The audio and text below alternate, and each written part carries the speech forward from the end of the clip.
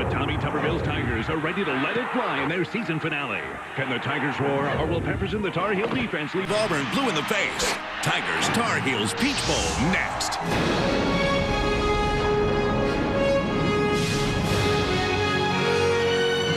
As usual, a sold-out Georgia Dome for the Chick-fil-A Peach Bowl, 71,000 plus on hand as ACC meets SEC. And Auburn's Tommy Tuberville getting his Tigers ready. About a month. When we get out there, if something bad happens, turn around and make something good happen. If something good happens, keep making it happen.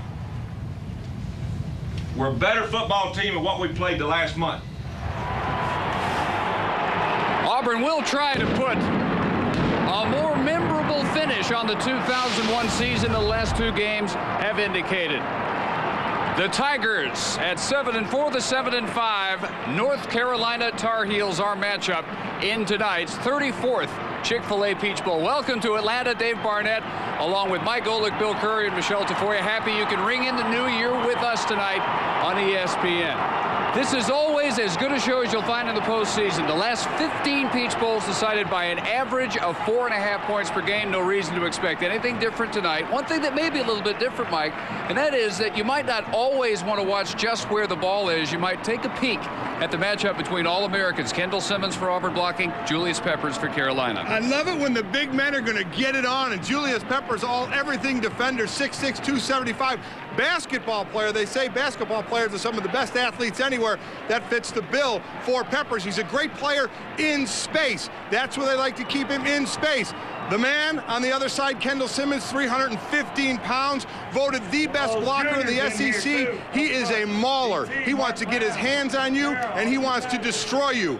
So in the game of playing in space, you may see Julius Peppers move around a bit and find some different matchups to go along with Kendall Simmons. That takes care of the big guys, which I like to watch, Bill. How about the not-so-big guys? Those two excellent quarterbacks North Carolina has. Yes, the not-so-big guys led by Ronald Curry, the starter, and the senior for North Carolina. He provides the legwork at the quarterback position. Darian Durant, redshirt freshman, is the air power man at quarterback. And when these two combine and play an alternating series, the record for North Carolina is 7-0. That's because their unselfish leadership is a beacon to the North Carolina Tar Heel team. And Michelle Tafoya, a very wounded Auburn team, is going to have to contend with these two fine quarterbacks. No question, Bill. Auburn limps into this game, having lost 3 of their last 4 games, but the Tigers are literally limping into this game. Not only are they without top running back Carnell Williams, who is recovering from a collarbone, they are also without their number 2 wide receiver, DeAndre Green, suspended for missing the team's first bowl preparation meeting. Also, defensive lineman Marcus White has a neck injury that could end his career, and backup rover Ronaldo Adamy has left school. In the down but not out category are 5 significant players. Fullback Brandon Johnson suffered a concussion during a recent practice. And look at the defensive side of the ball. Linebacker Mark Brown playing with an ankle injury. Defensive lineman DeMarco McNeil and Spencer Johnson both have bad knees. And defensive back Travaris Robinson is serving a half-game suspension for being ejected from the LSU game for fighting Dave. We won't see him until the second half. Auburn has a lot to overcome. And they've got a lot to keep up as far as the SEC side of this Peach Bowl rivalry. Their conference has won the last 5 Peach Bowls in a row. ESPN's exclusive presentation of the 2001 Chick-fil-A Peach Bowl is presented by Chick-fil-A. We didn't invent the chicken, just the chicken sandwich. And in part by Circuit City. We know how you feel. That's why we're here. Circuit City. We're with you. It's a club, but more than just any club. It's Club Dish. What's in it for you? Each time a friend joins Dish Network, you save $60 off programming per year. Have lots of friends? You don't have a bill. Okay, here's how you get into Club Dish. Call Dish Network, ask for a Club Dish enrollment packet. Your friends start signing up to Dish Network. You start saving. But that's just the start. Get more free stuff, even a priority customer service phone number. Call, give, get. Any questions? Call and get into Club Dish. It's worth it. Direct from the Olympic City, Sydney, Australia, the crowning of the first WWA World Champion in a wrestling extravaganza not seen before on TV. In an elimination series, the Chosen One, Jeff Jarrett, along with Road Dogg Jesse James, Stevie Ray, Jerry the King Lawler, Joaquin Trude Guerrero, Marcus Buff Bagwell, plus many more battle, watched over by the Commissioner Bret the Hitman Hart. World Wrestling All-Stars, The Inception, playing this month on Dish On Demand pay-per-view.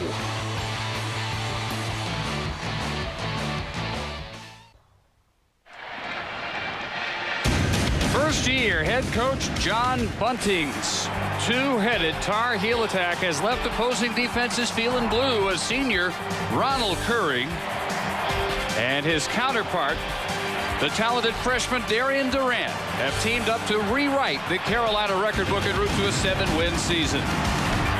War Eagle is the cry again tonight as Coach Tommy Tuberville and freshman quarterback Jason Campbell look to notch Auburn's 8th win of the season while continuing the Tigers' perfect Peach Bowl record. To do it, they must contain one of the most dominating defenders in the nation, 6'6", 285-pound wrecking ball, Julius Peppers. Carolina and Auburn are ready in the 34th Chick-fil-A Peach Bowl. Tommy Tuberville in his third year has split his first 2 bowl games as the head coach of the Tigers.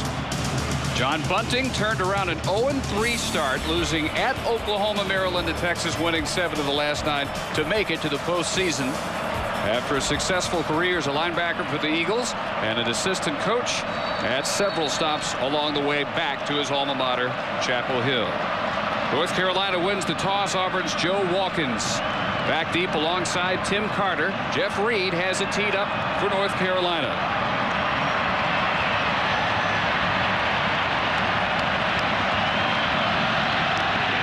And we're underway in the Georgia Dome, and this is a kick that will sail over the end line. And Auburn will start from the 20. Redshirt freshman from Taylorsville, Mississippi, Jason Campbell started the year as the starter at quarterback, lost his job briefly to Daniel Cobb, and won it back with a 7-for-7 performance in the 4th quarter against Alabama. With Cadillac Williams missing the game because of the collarbone injured against Alabama, Chris Butler, the starter at tailback, Brandon Johnson at fullback, Marcel Willis for the suspended DeAndre Green, Tim Carter, and Lorenzo Diamond, the other receivers. Matchup to watch. As we said, the All-America's head-to-head Simmons battling Peppers. In all likelihood, the final game as a Tar Heel for Julius, who expects to leave for the pros early.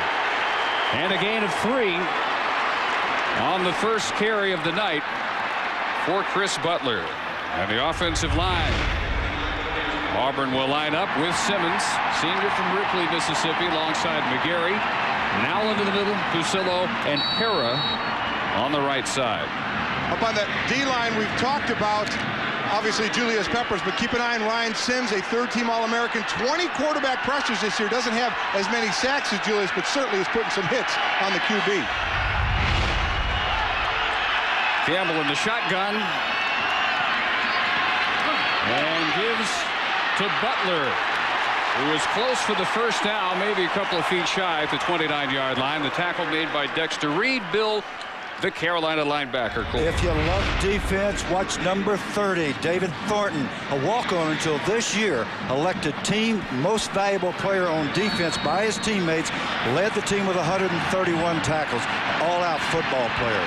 They only intercepted 8 passes all year, and only 2 by defensive backs, both of them by Dexter Reed, the free safety. Thornton, one of the great stories in college football this year.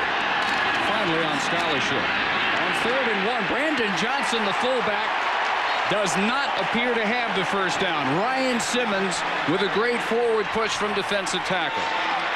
Sims made a fantastic play of getting penetration, playing on the Auburn side of the ball. Not letting the running back get upfield at all. He does a great job of making that penetration, a great 1-2 punch.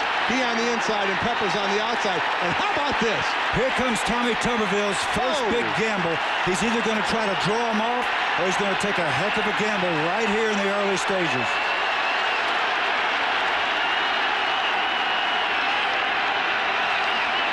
From the looks of things, all he ever wanted to do was draw him off sides. Couldn't do it. They have to burn a timeout.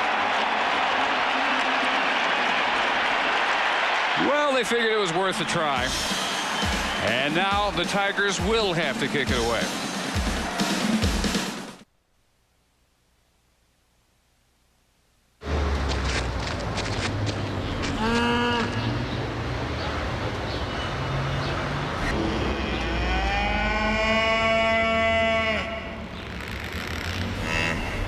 Cows are going to extremes to get you to eat more chicken. See how in the new Chick-fil-A calendar packed with extreme sports action and $20 worth of free food. Get yours at Chick-fil-A for just $5.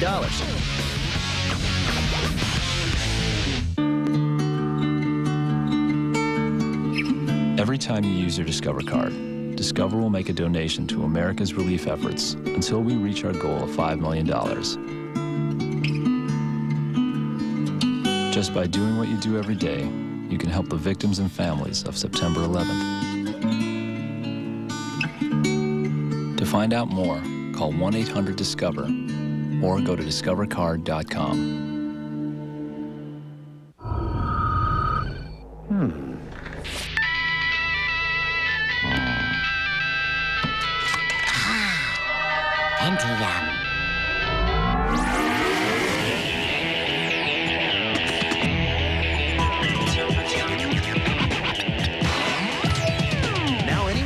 Digital DJ.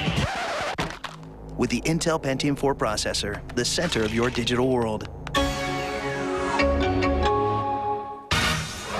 People across the nation are getting the message. For great year-end values, amazing selection, Toyotathon 02. Right now, you'll find everything you've been looking for in the all-new, redesigned Camry. Sleeker, more powerful, better than ever before. Which says a lot, given that Camry's been the best-selling car in America the last 4 years. Toyotathon 02. Password value. Auburn still discussing a 4th down and about a half yard on their first possession of the game. Fans very happy this game since 1993 has moved indoors. It's going to be about 25, 26 degrees outside in Atlanta tonight. Tuberville forced North Carolina to keep their defense on the field to the very last minute. Now, all SEC punter Damon Duvall. They're spread all over the field. Who averaged 44 yards per kick. Gets this one off to Michael Waddell for a very short return, and North Carolina in business after just a 34-yard punt by Duvall at their 35-yard line. And in his final game in a Tar Heel football uniform, Ronald Curry, the senior from Hampton, Virginia, the National High School Football and Basketball Player of the Year. Unprecedented. Everyone thought he would lead the Tar Heels to national contention year out. It hasn't happened, but he is their all-time total offense leader. And Willie Parker gets the start at tailback. Hedgecock at fullback. Aiken for the suspended Bosley Allen at one wideout. Corey Bailey, their top go-to man, also a senior. And the tight end, Zach Hilton. And the Heels came raring to snap it. Held back by the officials. Now set for 1st and 10. Aiken in motion. He was their leading receiver, although not a starter much of the year. And Willie Parker belted after a gain of only about 2 by Spencer Johnson.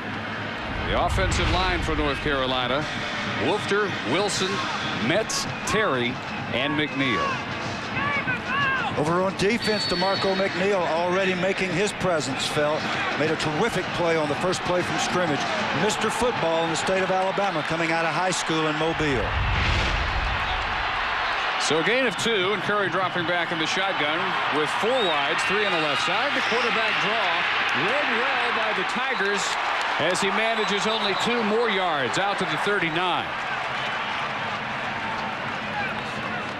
The Auburn linebackers line up this way. Led by Dontarius Thomas, a sophomore, leading tackler, leader in tackles for loss, second-team All-SEC. To say he's active, Dave, is an understatement. In the secondary, Junior Rose Green, a late promotion over Roderick Hood at one corner. Walker, Young, and Rogers with 3 freshmen and only Walker, a junior, a very inexperienced Auburn defensive backfield. There's Thomas, twice as many tackles as anybody else on that defense. And And Curry again from the gun. Blitzed. And in trouble and sacked at the 30. Carlos Dansby came in untouched from outside linebacker. He and Johnson finish off Curry. What you're seeing here right now, Bill, is we saw Auburn earlier this year, a young team, but an incredibly athletic team. You talked about how these quarterbacks, they can run as well as throw, but what an aggressive defense you see here by Auburn. Taking all the lanes away. You see he can't go outside and he can't come up the middle. Everything taken away. Good, disciplined rushes. Don't give him the corner. John Lafferty on 4th and 14, dropping back. Roderick Hood for Auburn. Lafferty just under 40 yards per kick. Junior from Valdez, North Carolina. This is fairly short and nothing allowed on the return. Hit at the 34-yard line immediately by Dexter Reed. 35 on the punt down to Michelle. Well, Dave, John Bunting likes to inspire his team with messages, and today he told me he took the entire team to the Martin Luther King Jr. Museum, where they watched a 30-minute video that Bunting told me made him well up 2 or 3 times. He said that was a powerful message of courage. I like to emphasize difference makers, and there's no better example than Martin Luther King Jr. I asked my players if it affected them too, and I assure you it did, Dave. Hard to imagine that not affecting anyone. We'll see how inspired the Tar Heels are. Each team has had to punt it on their first possession. Tim Carter trying to get wide and is swarmed and lost the ball. And the Tar Heels return it inside the 10-yard line. It's Joey Evans.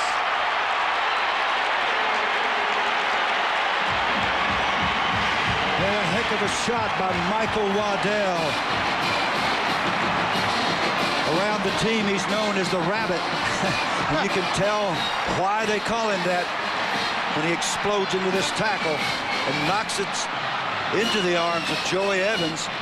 Kind of hard to see it in sequence. But Waddell makes the hit right here. Boom, the ball comes out. Evans lives the lineman's dream, something Mike Golick always dreamed of. Did you ever do that, Michael? Yeah, and I fell on the ball. Evans returned at 15 yards. Curry first and goal from the 9, and the eye with 2 tight ends. Willie Parker swarmed, and he'll lose 1, and Auburn has forced a loss of yardage on every snap so far. Dontarius Thomas getting there for the hit. Inside the 20 in the last 5 games. North Carolina misfired only once. In situations, they have to come away with something. The job of the Auburn defense, hold it to a field goal attempt, certainly for North Carolina. Get it over the end zone line and get 7 out of it. Same thing with 2 tight ends, different side this time, and Parker with room will score.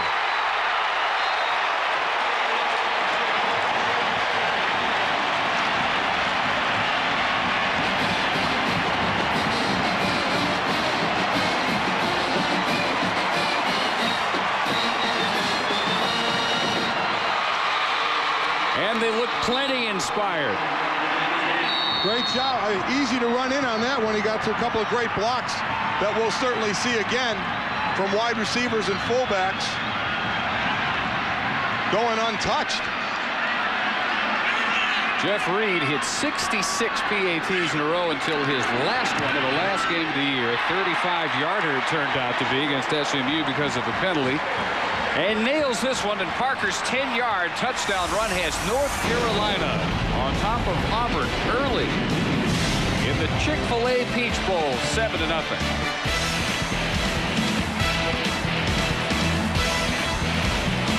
All set up by the defensive gem by Waddell.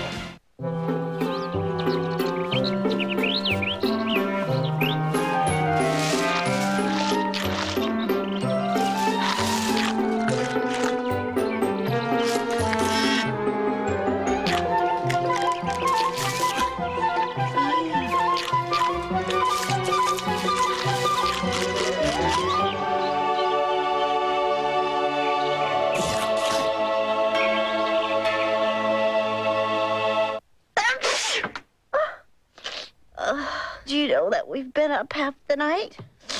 No, you don't. You're bunnies. happy, healthy, pink bunnies. Cold symptoms keeping you from getting a good night's sleep? Get NyQuil, the nighttime sniffling, sneezing, coughing, aching, stuffy head fever so you can sleep better to feel better medicine. People across the nation are getting the message. For great year-end values, amazing selection, Toyotathon 02. Right now, you'll find everything you've been looking for in the all-new, redesigned Camry. Sleeker, more powerful, better than ever before, which says a lot, given that Camry's been the best-selling car in America the last 4 years. Toyotathon 02. Password value. A New Year's Day special. The Buckeyes clash with the Gamecocks. Ohio State, South Carolina, the Outback Bowl, 11 a.m. New Year's Day on ESPN. North Carolina having to drive only 9 yards after the Tim Carter fumble forced by Waddell, recovered by Evans, and returned 15 yards. Willie Parker on the 2nd and goal from the 10. Goes in untouched, 7-0 Tar Heel. I think the Tar Heel faithful outnumbering the Tigers by a few thousand. Told yesterday they sold 23,000. Auburn about 20,000. That's the first upset of the evening. It is indeed, and the citizens of Atlanta, as usual, carrying their fair share of the seats here. The 5th straight sellout. Watkins with the return out to the 27. Two-back football is based on the blocking ability of the line and the fullback. Number 44, Madison Hedgecock, right here. Perfect form, standing up the linebacker to various pounds to get his back loose. And I tell you, got some help downfield by Corey Bailey, the wide receiver. Look at that block on Junior Rosegreen. The redshirt freshman from Auburn's got to get rid of the blocker. Corey Bailey, good job of locking up. Again, we've got Simmons on Peppers. Don't know how long they'll go head-to-head because Peppers usually will move around. Campbell rolling away from him, and the throw on the move is a strike and complete out of bounds at the 40-yard line. Watkins hauls it in for 14 yards. Watkins, redshirt freshman out of Fort Lauderdale, Florida. We'll see what happens with this Auburn team. It's a team that would like to run the ball, but they don't have their top rusher, Cadillac Williams.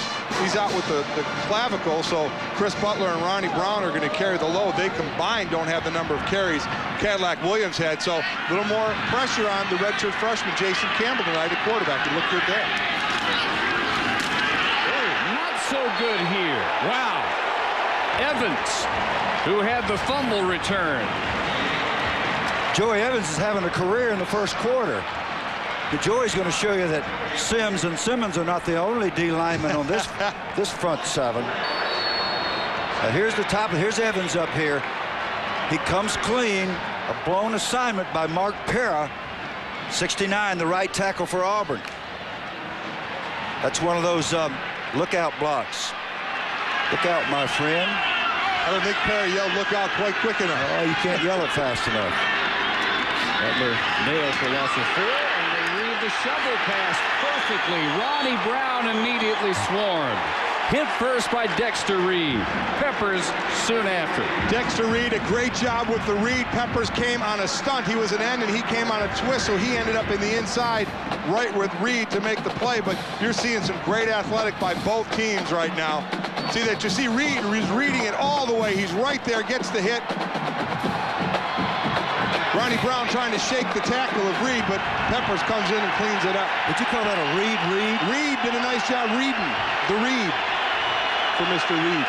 Defenses having their way in the first moments of the first quarter. On 3rd and 18, Campbell swings it out for Brandon Johnson and hit it at 38. Quincy Monk ranging over from middle linebacker, and Johnson, the sophomore from Bayou La Batre, Alabama, will force another Auburn punt. John Bunting has said repeatedly, you can tell he's an old defensive guy. They're holding us. They're holding us. He said repeatedly, the front seven is the strength of our defense, the strength of our team, and it certainly looks that way so far. First punt by Duval. Out lot of character, well under 40. This is also not one of his best efforts. End over end. Waddell breaking one tackle. And then corralled. Finally, at the 26-yard line by Carlos Rogers. This one carries 42 yards. ESPN kicks off your New Year's Day with a rematch of last year's Outback Bowl at 11 a.m. Eastern. Jonathan Wells and the Ohio State Buckeyes looking to avenge last year's 24-7 loss to Lou Holtz's South Carolina Gamecocks. And linebacker Kalimba Edwards hopes to lead them to another New Year's Day victory. Capital One Bowl week continuing with the Outback Bowl on ESPN tomorrow morning. Steve Belisario, quarterback for Ohio State, who was suspended for the DUI, is going to play in that game, which will be his last game. Darian Durant will have his first series at quarterback. And the redshirt freshman out of Florence, South Carolina, again sees the running game stuffed. Parker, fresh off his touchdown run, does well maybe to get back to the line of scrimmage. Hey, the defensive line right now, Bill, is playing on the offensive side of the ball for both teams. They're making great penetration. That time, DeMarco McNeil. With the exception of the one play when North Carolina took it in the end zone, the defensive lines have dominated the offensive lines. Was Curry the better runner? Durant by far the better passing numbers this year, second in the ACC in pass efficiency. And his first of this day is thrown complete to Danny Davis. Davis, a senior, run out of bounds at the 31-yard line by Tavarius Pounds. Team's looking to see what they can do right now. We're seeing a variety of plays. We haven't really seen anything go downfield. The one pass that went about maybe a dozen yards that Campbell threw, but other than that, nothing really going on downfield. It seems, Bill, at this point, kind of a safe approach for both teams. Yeah, and that's when turnovers make such a difference, as we've already seen. Curry looking on. Durant trying to keep his first series alive, looking at a 3rd and 5 with 3 wides. And a shotgun. Rushed hard from both ends, gets it off to Parker. Parker needing to make an open field move, and a dive may get the first down marker. Right at the 37, he beat Roderick Hood and Carlos Rogers there, it looked like. Oh, is he close? Yeah, I'll tell you who else is close. That guy right there, Alton Moore, number 90, is so close to a big sack. Beautiful move, a button jerk coming off the left side. You can see him working on the right tackle. Nice pull, arm over, boom. Oh, he Good drove pass into the rush. ground. That was a great pass rush. By a nose. Oh, I meant to say, I think they made it. Yeah, good, Mike. Jason Brown, the true freshman right tackle for North Carolina, getting a little pass rush lesson from the veteran Alton Moore, who blocked 3 kicks this year at critical times for this Auburn team. So Carolina with the first down by inches from the 37. Chesley Borders into the game with 1 wide out. That's him in motion. And Parker looks for an angle off tackle. Plunges forward for a couple. Down to Michelle. Well, Dave, Darian Durant has really made his presence felt at North Carolina. As a freshman, he has broken the school's quarterback strength records with a 355 bench, a 595 squat, and a 309 power clean. And Mike, if those are his numbers now, how high might they go by his junior or senior seasons? You mean when he grows up? Yeah, when he, gets big like you. Well, I got big in the gut area. I don't think he's going to do that. He is an incredible specimen that's going to set all kind of records, more than he's set, obviously, right now. Bill, did linemen lift those numbers? I'm embarrassed to answer that. I don't want to answer that question. Durant throwing that one away on the run in the area of Zach Hilton as tight end. I'm standing here praying that nobody would ask me. Well, Bill, I was a starting lineman in the NFL, and this kid's a freshman quarterback, and he's stronger than I ever was. Well, quite honestly, Bill, going from your era to my era to now, I mean, the field of strength conditioning has really grown. Obviously, it was going to, but the kids nowadays start working out a lot earlier. They have better workout equipment now and better programs now than we ever did. I don't have an excuse, though. My dad was a weightlifting guy. I should have been lifting when I was 10 years old, but I wanted to pitch for the Yankees. I tried to help you there, Bill. I tried. A 3rd down team this year, North Carolina. They need 8 here and Aiken is going to be just short. Made a nice catch, reached up, snagged it at the 46, and they'll mark him right there, hit immediately by Roderick Hood. And that's the key word you just said, Dave, immediately. No yards after the catch there, and that's what you want. Whenever you throw like an in route or a slant pattern, that's before the sticks on third down. That's what you need out of your receiver to try and break away from that defensive back. Hood able to hold on for the tackle. We're already seeing what North Carolina wants to get done on offense with the two quarterbacks. Ronald Curry can throw pretty well, but he runs better. Darian Durant runs pretty well, but he throws better. Got him 1 first down, and just short on this effort. Lafferty, a very short effort. It is muffed, but Hood hops right on it at the 25. Only a 29-yard punt by Lafferty. And Auburn, which has already been burned by 1 giveaway, came precariously close to another one. So Julius Peppers and the Tar Heel defense. Peppers making it known, 95% certain he's headed to the NFL after this game. Get all the hoops you can handle with ESPN Full Court. It's maximum college basketball with over 450 games from top conferences on pay-per-view. See the games you want, even when they're not available in your area. Hoops heaven from the people who live and breathe college basketball. ESPN. ESPN Full Court, only on Dish On Demand pay-per-view. To order, call 1-800-333-DISH. Stuff the stockings with Santa's Little Helpers, Dish Dollars. Ah, the gift of entertainment. All come in $25 amounts. Your friends use them for anything and everything great about Dish Network. Movies, magazines, more channels. That's the picture. You give, they receive, and everybody's happy. Spread the cheer this year. Give Dish Dollars from Dish Network. Call 1-800-333-DISH now. Operators are standing by. Jingle all the way. Hey! A New Year's Day special.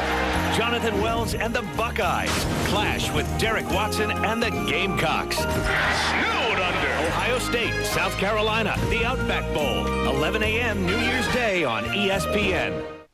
Brendan, Dominic, and the high-flying Wings defend Hockeytown against Paul Kariya and the Mighty Ducks of Anaheim.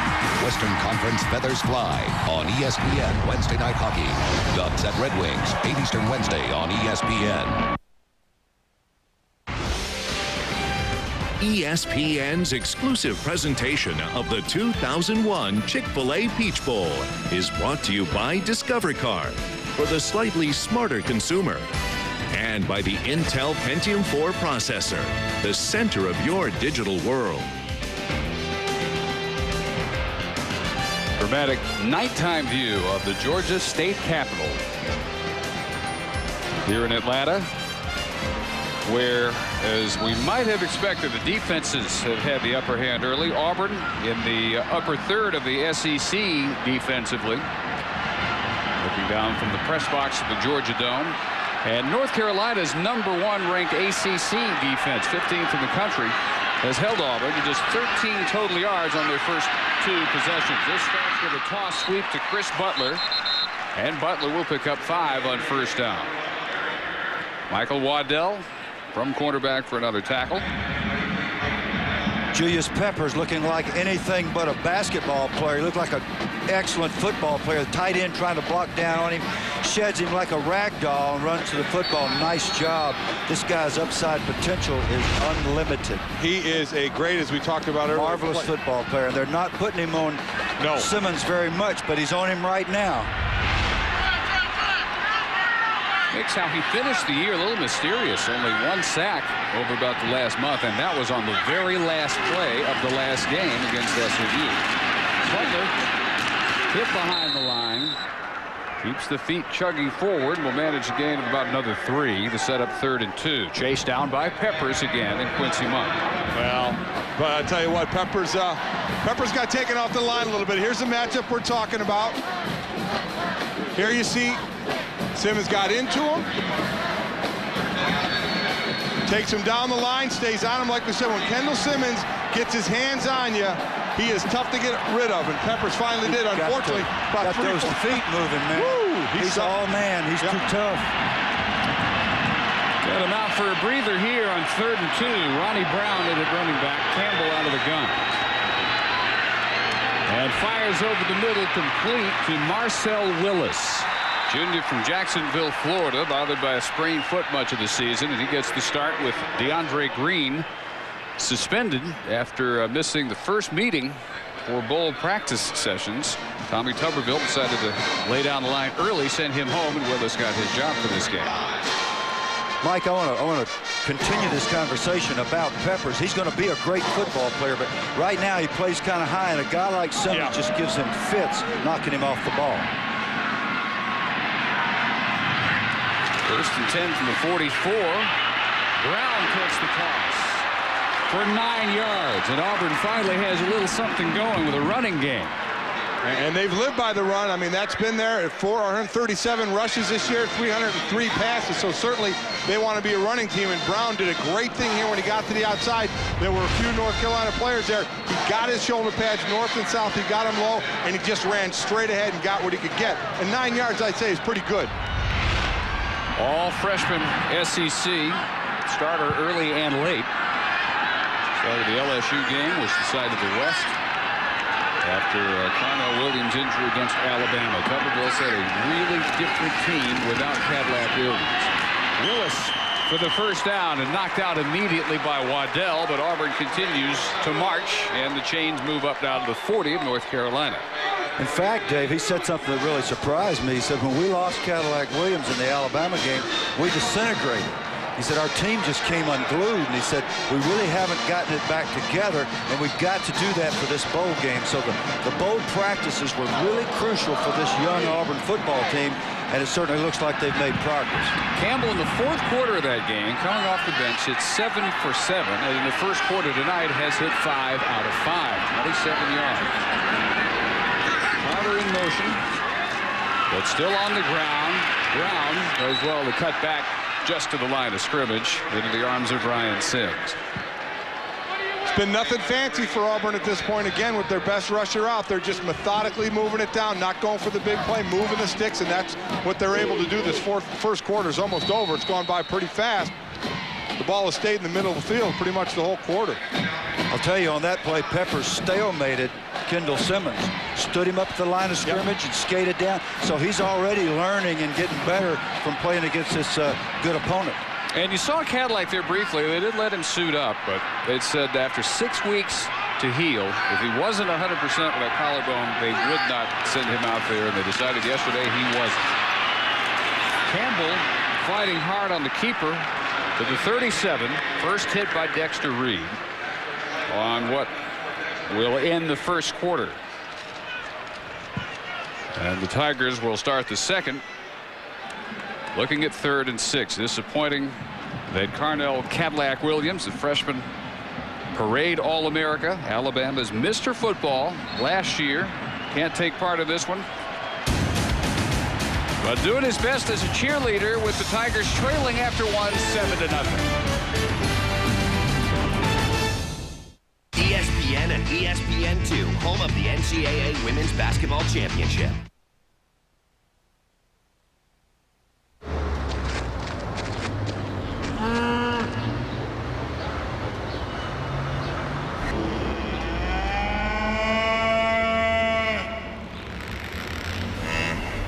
Cows are going to extremes to get you to eat more chicken. See how in the new Chick-fil-A calendar packed with extreme sports action and $20 worth of free food. Get yours at Chick-fil-A for just $5. Okay, we're ready. Presenting the gift. Surprise! The Lexus December to Remember sales event. Oh, the Millers have a new Lexus. Not the Millers. You. You'll find special values whether you buy or lease. It's beautiful.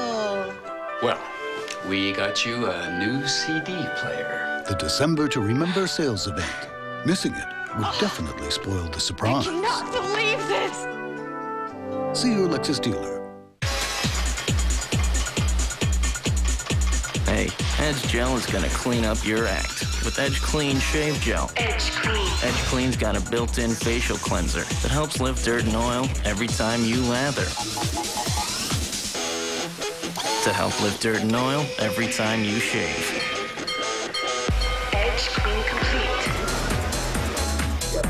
So clean up your act with Edge Clean Shave Gel. Want to try that triple Lutz? What the heck? I got supplemental insurance. What's that? A Lutz? No, that something insurance.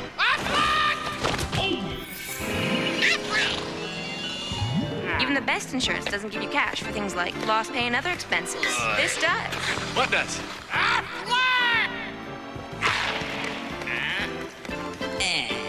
Aflac. Ask about it at work. It's beautiful. Yeah. Thanks for all your help. It's my job.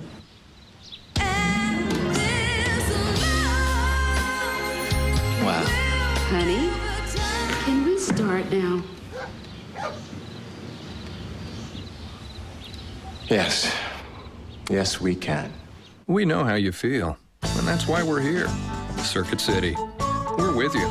Sweetie. Yeah, just put that anywhere.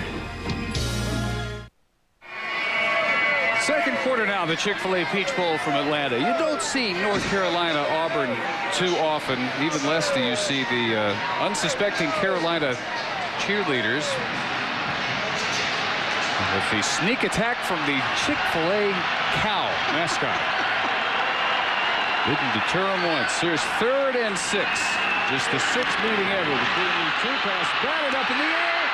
And it is intercepted, I think, but no official signal. Now it is intercepted. Errol Hood coming away with it for North Carolina, their second takeaway. Julius Peppers got the pressure, and I believe David Thornton, the linebacker, tipped the ball. See Peppers coming from the right of your screen, and there the ball tipped by number 30, Thornton. Pops in the air. It's a free-for-all now. Oh, Errol Hood really took a shot he did. here. He's down. Have to hope it's just a minor injury, but excellent awareness on his part. Ben Nowlin, the center. That's 290 hitting you. Yep. Great pass rush by Julius Peppers.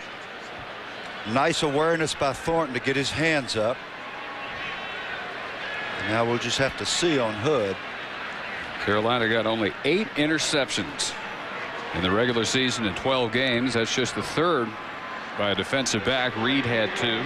The biggest statistical disparity coming into this game is that North Carolina had a turnover margin of -11 on the year. Auburn was at flat 0, even on the giveaway takeaway. But North Carolina's already gotten 2 in this game, so they're up 2 in, I think, the most important category in winning games. Oh, absolutely. In a game, especially this one, where both offenses have been pretty conservative and both defenses have been playing well. These mistakes, we'll see how this one plays out. But Auburn had a nice drive going until North Carolina just snuffed it out. So Hood appears to be okay. As we check our ESPN game track through one quarter, the big play early. Their first takeaway, Tim Carter separated by Waddell, recovered by Joey Evans to the 9. And off the takeaway, a Willie Parker touchdown behind wonderful blocking. Talked about the matchup, Peppers and Simmons. They've been on each other a few times. Pepper with 3 tackles, and we just saw that pressure on Jason Campbell. Then the tip by Thornton right there for the interception, causing the interception. Durant again, the quarterback. New tailback, true freshman Jock Lewis out of Elizabeth City, North Carolina, and a gain of about 4. Coach Bunting and his offensive coordinator really think that these 2 quarterbacks need to go 2 series at a time. So they don't just leave them in for 1. They go 2 series at a time. Gary Tranquil, the veteran offensive coordinator, just joined North Carolina this year, and it has worked beautifully for this Tar Heel team. Very hospitalized with a lung infection a couple of weeks ago. Had to fight hard just to make this game. Lewis again down to Michelle. Dave, I'm with Atlanta's mayor-elect Shirley Franklin. 34 years of the Peach Bowl in this city. How important is this bowl to Atlanta? Oh, it's very important. We are the sports capital of the world, and we're excited to be hosting the 34th Peach Bowl. Boy, there are a lot of mayors who would love to argue with you on that point. Now, I got to ask you, the convergence of these 2 conferences in this city, are you rooting one way or the other? Well, no, I'm rooting for both teams, but I'm real excited to have all fans here. Shirley Franklin, you see why she was elected. Congratulations. Thanks for having us. Thanks, Michelle. 3rd and 3 scramble, and Durant caught for loss. Spencer Johnson comes up with the sack. His coaches think he may be better than the headliner on the defensive front for Auburn. His fellow tackle, DeMarco McNeely, looked better on that play. And Dontarius Thomas, the linebacker, came from the outside, and he forced quarterback up the field for Johnson. You see Dontarius making Durant step up. And then there's Spencer Johnson to finish him off. Boy, these guys move well lateral. Look at Johnson move laterally. Great job. Great athletic ability again. Both these defenses. Very impressive. Is that how you used to do it? Yeah, okay.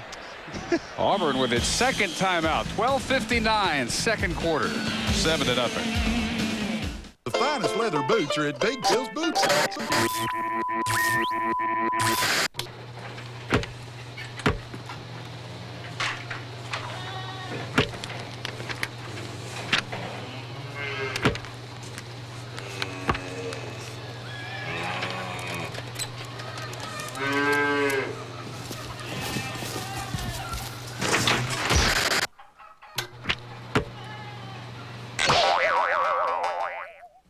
It was our first house, and shortly before my parents' grand inspection, there was a tiny problem. I told my State Farm agent I had to get it fixed fast. When you choose State Farm's Premier Service Claims Program, there's no calling around for estimates. You just go straight to a participating contractor and they'll guarantee their work. So this is it? It's just that simple. Why they don't build them like this anymore? No, they don't. Premier Service, just one more way. Like a good neighbor, State Farm is there.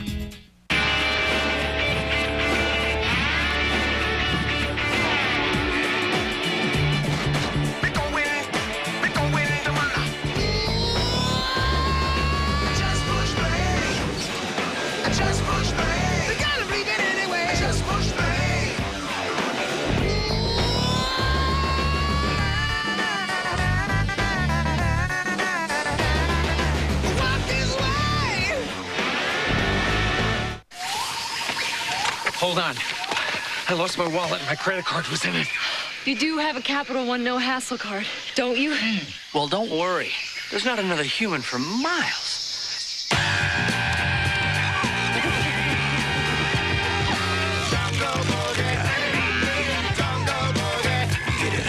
Worried about losing your credit card? With Capital One's no hassle card, you're not liable for a penny. Plus, get the nation's lowest long-term fixed rates and no telemarketing.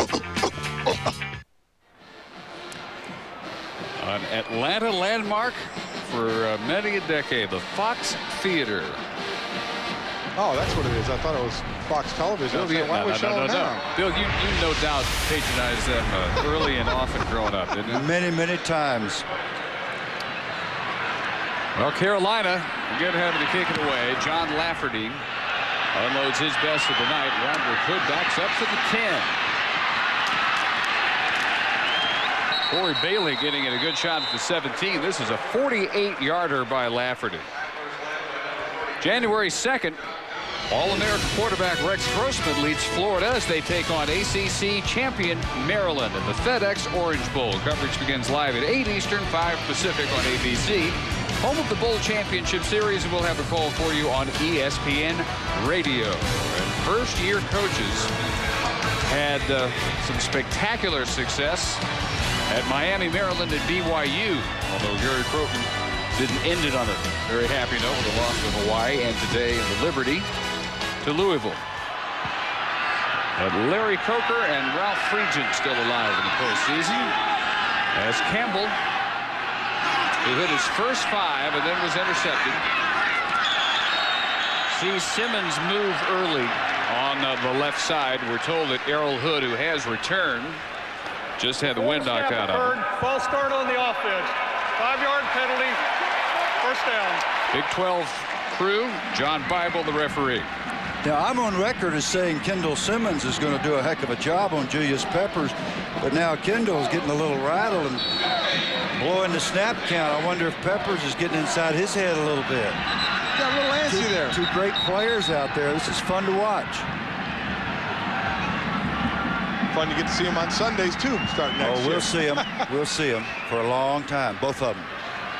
Not that he'll need it, but Kendall has that artistic talent to fall back on. Peppers only 1 sack over the last 4 games. Simmons designed the inside of the media cover for Auburn. And his own line of T-shirts. And Auburn really backed up now as only to the 13-yard line on that carry by Ronnie Brown. Michelle? Talking about Julius Peppers, Dave, his full name, Julius Frazier Peppers. His dad, George Kearney, named him Julius after Dr. J, and Frazier after Walt Frazier. And Peppers was born in 1980, the same year Lawrence Taylor set the single-season sack record at North Carolina with 16. And Peppers almost got those 16 last season. He had 15, 1 short, Dave. Bunting says he's a powerful Lawrence Taylor or Javon Curse. Used to be mentioned in the same breath. A pretty high honor itself. Joe Watkins hit immediately after the short toss to the 16 by Michael Waddell, who's having himself a terrific first half. Well, he absolutely is. Again, a great job not getting the yards after the catch. Both defenses, good coverage. You see Waddell playing off, giving him the space. Okay, you're going to catch it in front of me, fine, but you're going nowhere after that. That's what you have to do when you're playing off in that zone. You know they're going to catch it in front of you because they had a long way to go, but make the tackle after the catch, just like Waddell did. 4th tackle tonight by Waddell, and a forced fumble as well. 3rd and 12 for Campbell. They are coming after it. Out of desperation, and a flag at the end of the Campbell pass, and they may get roughing the passer. Is it going to be no? It's going to be intentional grounding. I thought maybe he got himself outside of the box. Well, he didn't throw the ball beyond the line of scrimmage. It doesn't matter where you are. You have to throw the ball beyond the line of scrimmage, even if you're outside the tackle box. Intentional grounding on the offense. Penalty is loss of down at the spot of the foul. 4th down. Loss of down, spot of the foul, 1-yard line. Bunting wanted the safety, but that's a good call. Everything about the call is correct. They kind of brought the house here. You're going to see Dexter Reed, 24, coming in untouched. They take care of the guard, Simmons, and the tackle, McGarry. They make sure they have their men, and Reed comes right up in between them. Free as a bird. 4th and 27. Damon Duvall as far back as you can get.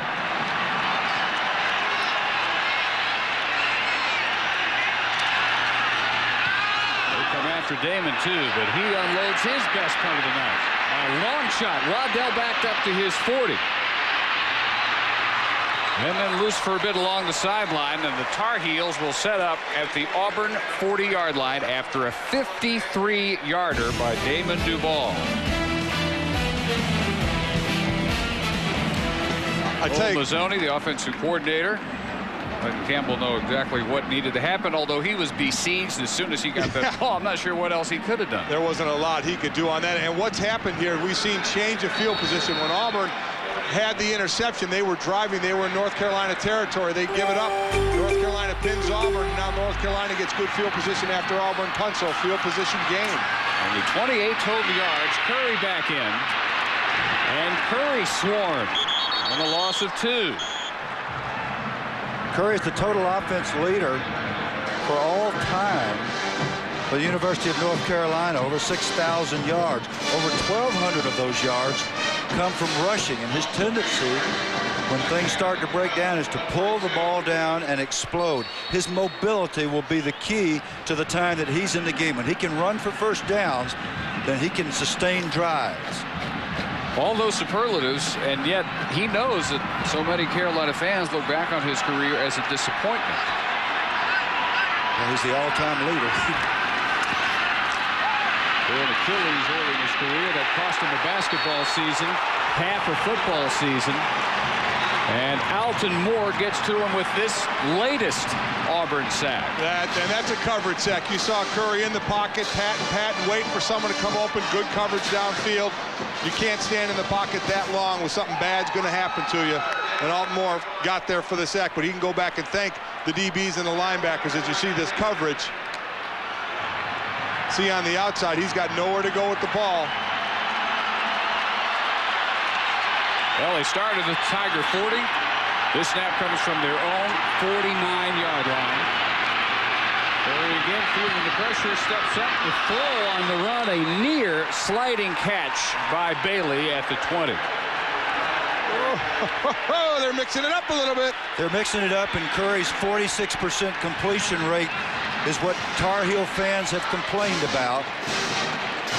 And while he and Durant have been admirable in the way they've led the team this year and being unselfish, he still makes his living with his legs. Bill, are we seeing what we thought we'd see in the Seattle Bowl, Georgia Tech and Stanford? The offenses took charge with the long layoff from the end of the season to the bowl game. Defenses usually are ahead of the offense, and it seems like we're seeing that tonight. That's right. So another Lafferty punt and another good one. They're caught 6-yard line by Hood. And a mistake by the veteran punt returner. You put his heels on the 10-yard line, and you say, if the ball goes over your head, Roderick, let it go. 45-yarder. Entertaining mano-a-mano duel going on between Simmons and Peppers in a 7-0 Peach Bowl.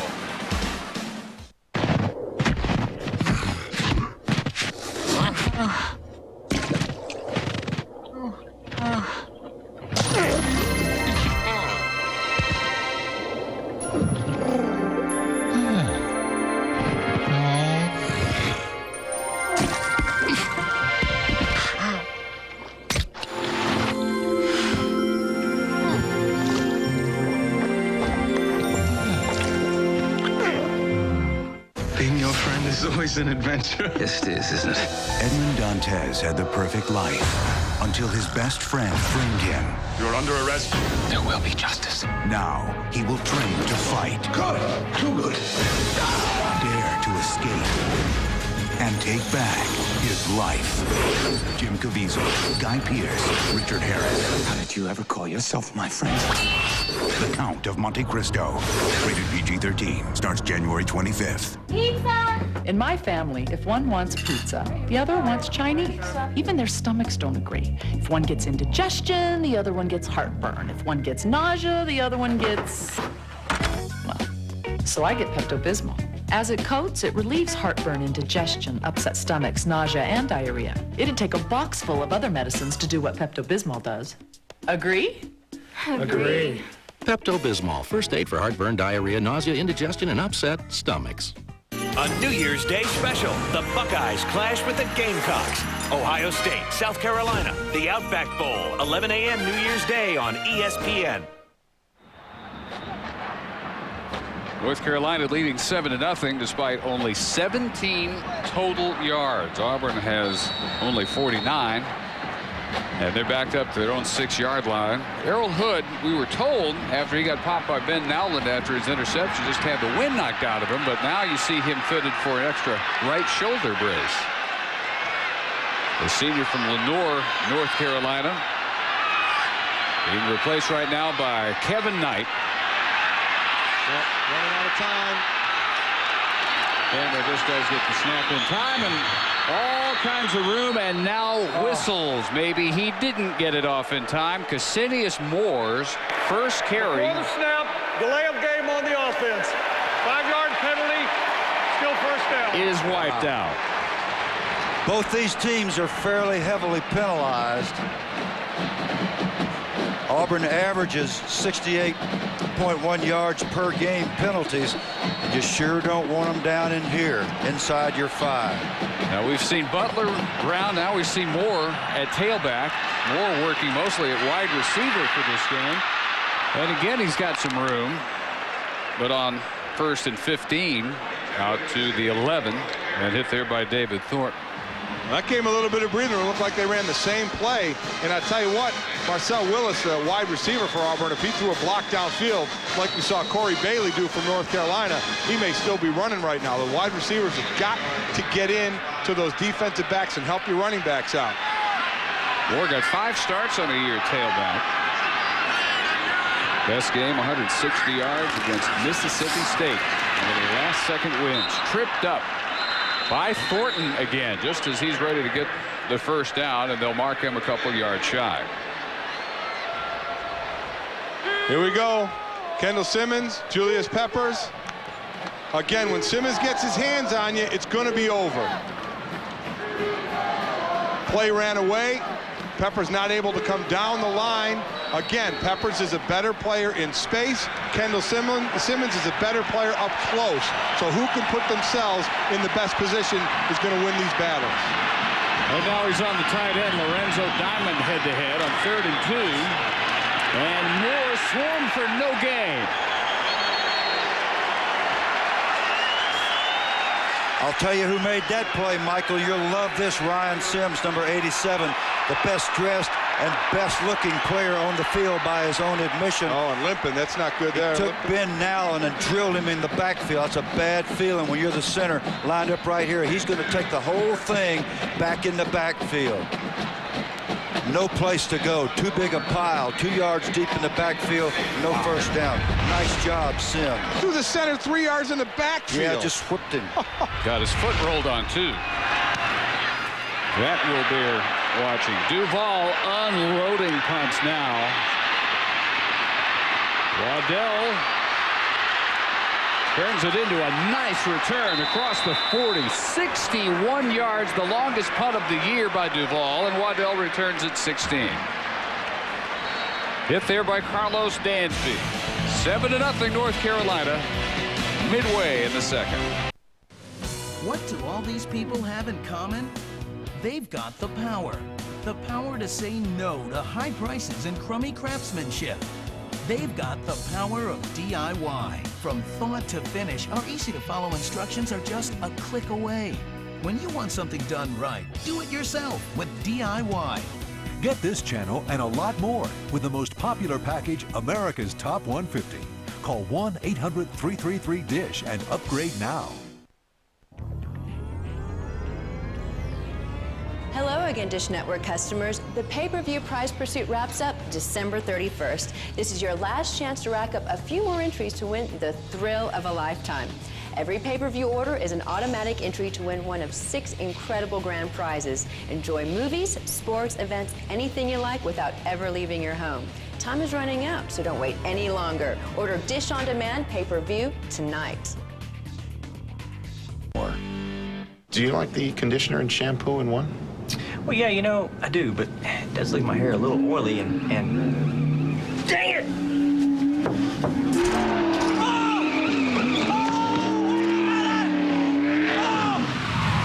What is wrong with you idiot? This is not a toy! Easy, Bobby. He's sensitive.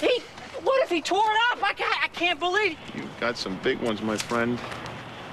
I didn't think you had it in you. Scratch here. There's a dent over here. ESPN's exclusive presentation of the 2001 Chick-fil-A Peach Bowl is presented by Chick-fil-A. We didn't invent the chicken, just the chicken sandwich. And in part by Dodge. Get somewhere. Grab life by the horns. Dodge. Early years of the Peach Bowl took place in Atlanta Fulton County Stadium on days just like today in the 30s, gloomy weather. That all ended when the Georgia Dome was constructed, and this game really took off and has become a year-in, year-out success for the city of Atlanta. This a defense-dominated first half. Tar Heels get it on the ground to Willie Parker, who started at tailback. We have not seen Andre Williams, who was listed all month as the starter, carried even once so far. It's been Parker and Jock Lewis at tailback for the Tar Heels. That field position is a very important number. North Carolina's really had the advantage because of the turnovers, but Duval's putting on a punting performance here that's really helping keep his team from giving up any more points than they have. Last couple times they've had it, Carolina has done nothing with tremendous field position.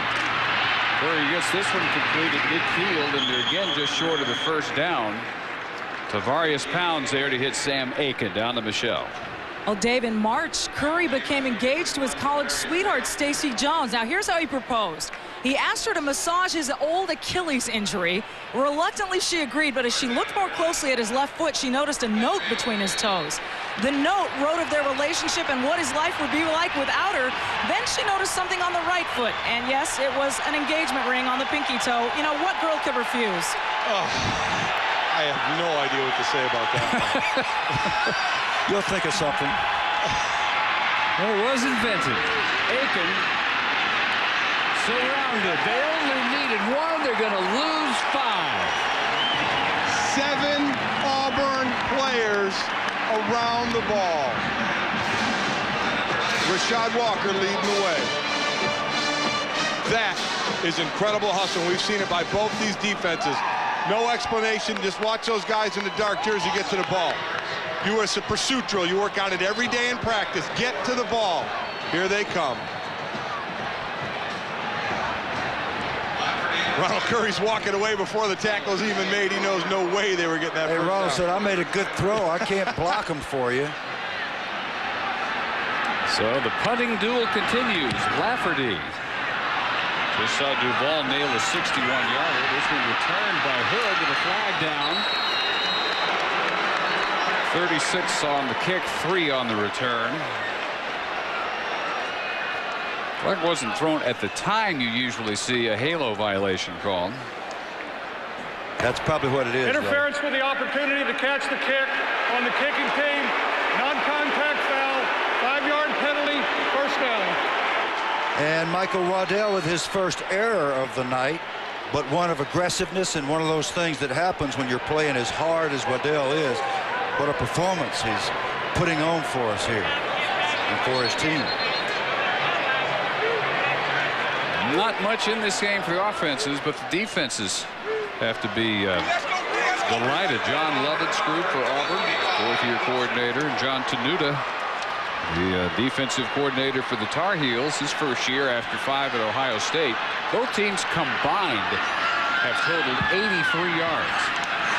60 of those by Auburn. And Campbell again blitzed by Quincy Monk, the middle linebacker. Every blitzer untouched, it seems. And that was 5-on-5, Bill. There's 5 linemen. They brought 5, but they overloaded to the left side of the defensive side. And Monk was able to come through clean. You're absolutely right, Dave. Every blitz we've seen, the blitzer has come through clean for both teams. Look at the left of the screen. Yep, they walked the outside backer Perry off, and he occupied the back so that Monk had no blocker. The back made a mistake. He should have picked up the inside of the 2. Right. Campbell shifting Cassinius Moore after a loss of 8. Quick toss dropped this time by Tim Carter. No doubt hearing the footsteps of Dexter Reed right in his path. It'll be 3rd and 18.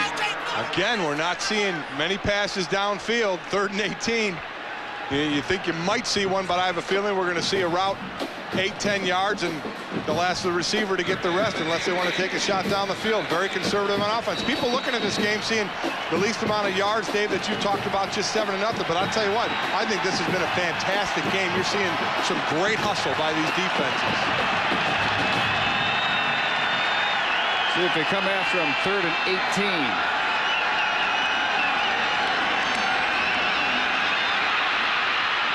Campbell chased out of trouble, looks up and finds Moore, and Moore hit immediately at the 22 by Julius Pepper. Wow. Mike, is that playing on space or what? That is playing. That's stopping the fast break. Hey, is what that's doing. That guy needs to be standing up to play. Really, he can fly.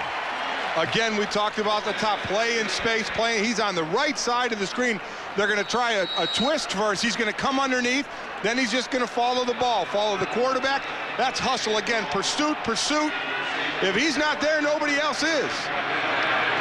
Last time Duval knocked down a season-best 61-yarder, not quite that much through the air, maybe with the roll. Where's this one going to end up?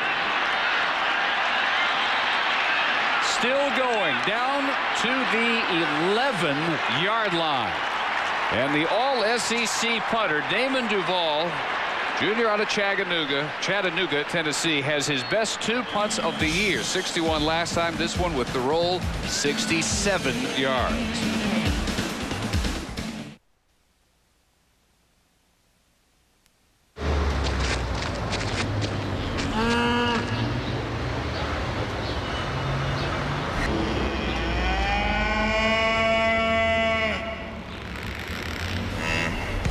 Cows are going to extremes to get you to eat more chicken.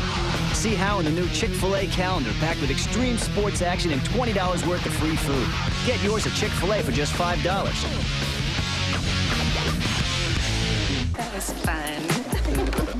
Hey, would you be my big, strong watchdog and guard my Bud Light while I go to the ladies' room? Woof. Woof, baby. Hey, let's touch it. Hey, go. Oh, he got moves. Look, he got moves. Stop. Go. With a great taste that won't fill you up and never let you down. Make it a Bud Light. It ain't that bad.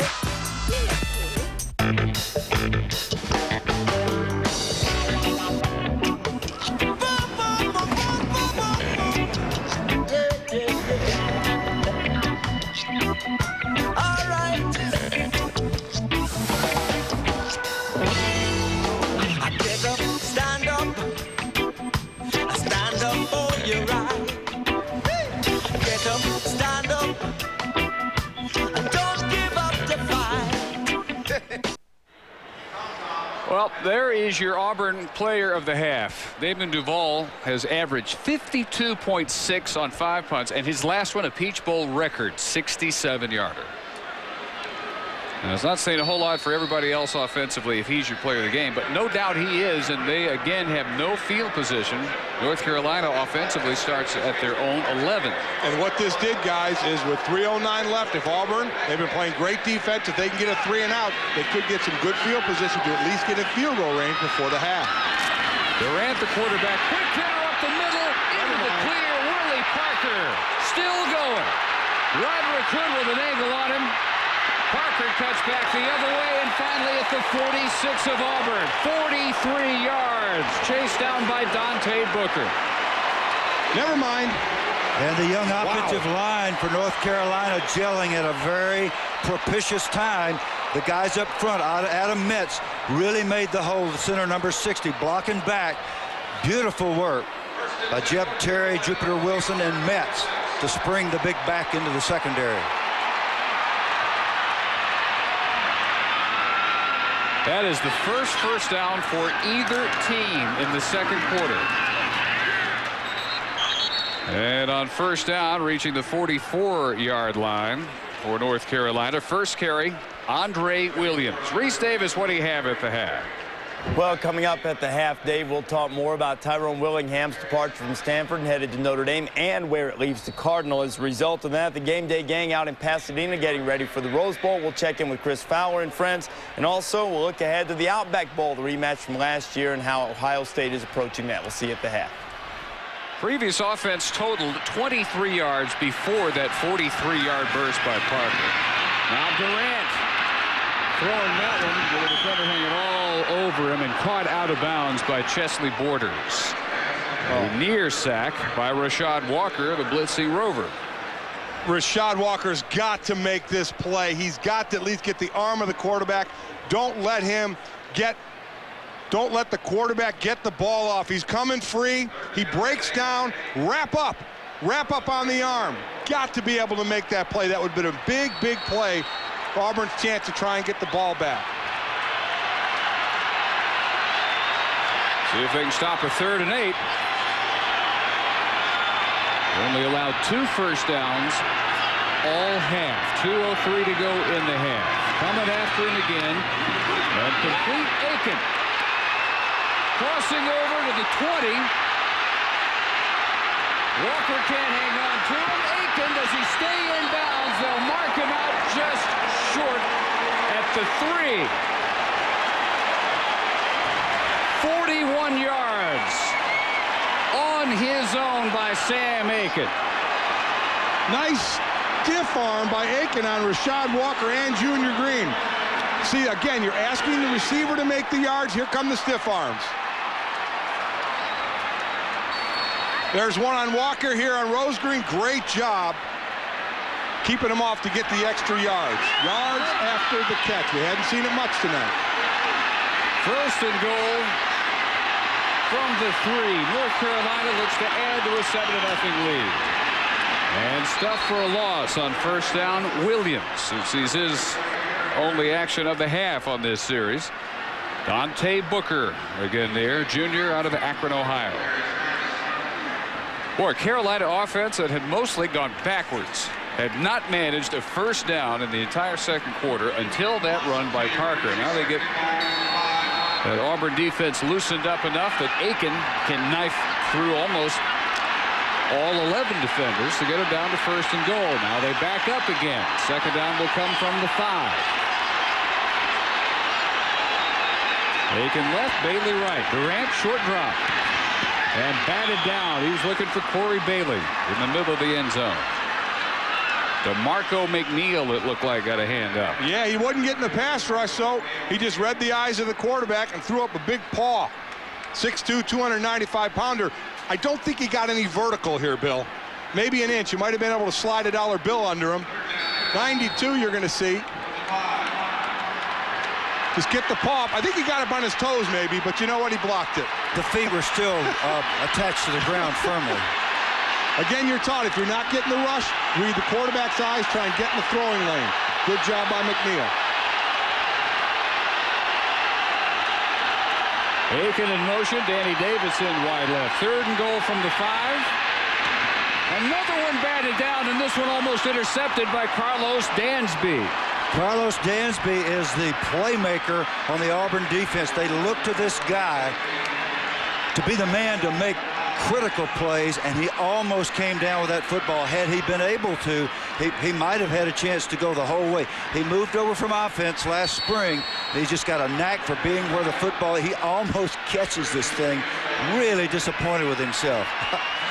You can tell from the body language. Oh, man. So Jeff Reed on to try 22-yarder. 12 out of 16 for the year, and he has it 10-0 North Carolina.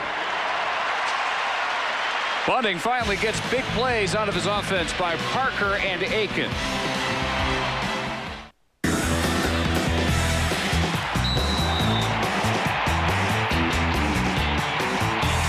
Sportsmanship is about building character. It transcends whatever happens on the field. It's a handshake, pat on the back. It's about being humble, both in victory and in defeat. NCAA football. Pass it on. Imagination is the foundation upon which an education is built. But there are some things most students could never imagine, like living without running water or checking for snake tracks. At Auburn's Rural Studio, architectural students are designing homes for those who need them. Learning that having talent and an education doesn't place you above the rest of the world. It makes you responsible for it.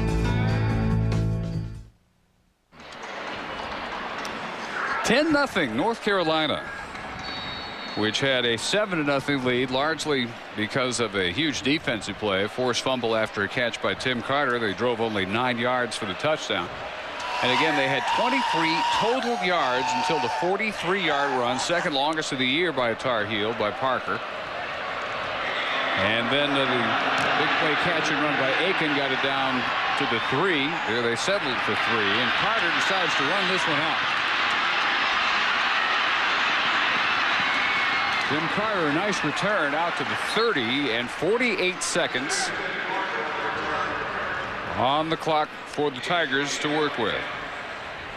Carolina defense tonight, the ACC's leading defense, giving up 305 yards a game on the year, showing just why they're so good. Waddell knocked the ball loose.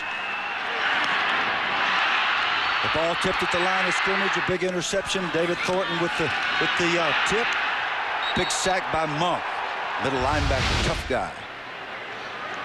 Only one timeout.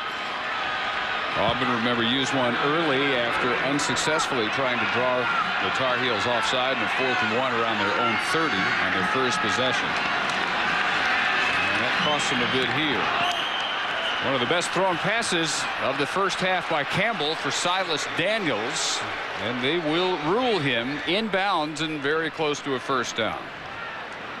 It's a matchup again. Kendall Simmons, Julius Peppers. We've been talking about. I believe he's going to get some help this time. Back, Ronnie Brown is going to lend in. He just chips him a little bit and then would go out. Just a little help.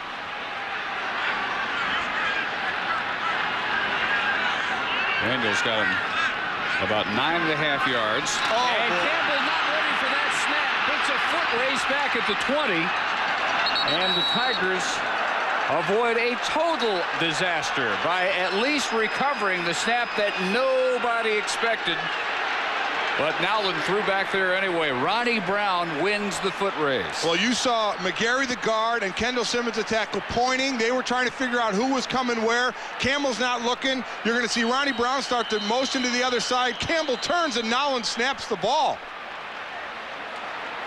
Serious miscommunication there.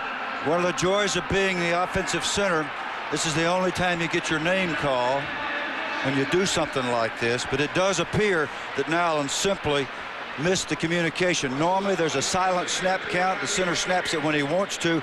Obviously he thought he had the go-ahead to do that. Like Jason Campbell was changing the play. The line was working on the protection. They were pointing people out because North Carolina was stepping up with the defense. Boy, I tell you what, they could have avoided disaster right there if North Carolina would have got possession. So Carolina calls their first timeout with 15 seconds and 3rd and 21 coming. So Bunting hoping they can get the stop here. Absolutely. And still have a few seconds either for an attempt at a block punt or a return, and maybe time for one snap after that. I think you'll see they'll get the stop. I mean, they'll get the stop, and I think they'll go after the punt. To punt the ball. Yeah, I think they'll go after the punt. I don't know how much time they'd have to actually get a return and get a playoff. I think they'll go all out to block that punt, because even if they rough the punter, Damon Duval, I still don't think Auburn would have enough time if they got a first down on the roughing to get all that yardage for to get some score, get some points on the board. And coming up, the Dodge College Game Day halftime report. Busy day in the postseason. This is the 3rd of our triple header on ESPN. And Auburn looking at only 46 total yards and a shutout in the first half. Big plays. The story for the Tar Heels, turned it offensively and defensively. Brown tries to run the clock out, does a pretty good job out to the 32, and the Carolina timeout call with 7 seconds.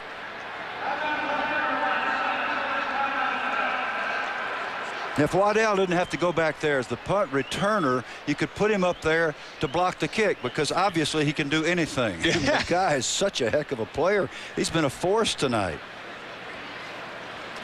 The Detroit Red Wings, led by their 3 600-goal scorers, Steve Yzerman, Luc Robitaille, and Brett Hull, host Paul Correa, and the Mighty Ducks of Anaheim. Wednesday night hockey presented by Nextel, 8 Eastern on ESPN.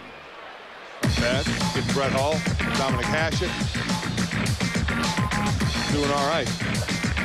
Kind of the Yankees of hockey, buying up as many big names as they can. Saw a lot of stars in the NHL this year change teams. Something you hadn't seen, and getting paid big money. That's a sport that CBA, I believe, runs out in 2004, and they might be looking at some interesting times because they don't get the TV money the other sports get. So and they're giving out some big coin. It's going to be interesting how they work out their issues that may come about. Is that where they have that little thing that they hit on the ice with a stick? Remember, stay very basic for him. Sorry about that. So Duval will try to continue his record-setting ways. Last effort, a Peach Bowl record 67-yarder. Not bad here. Waddell, though, with room for the return.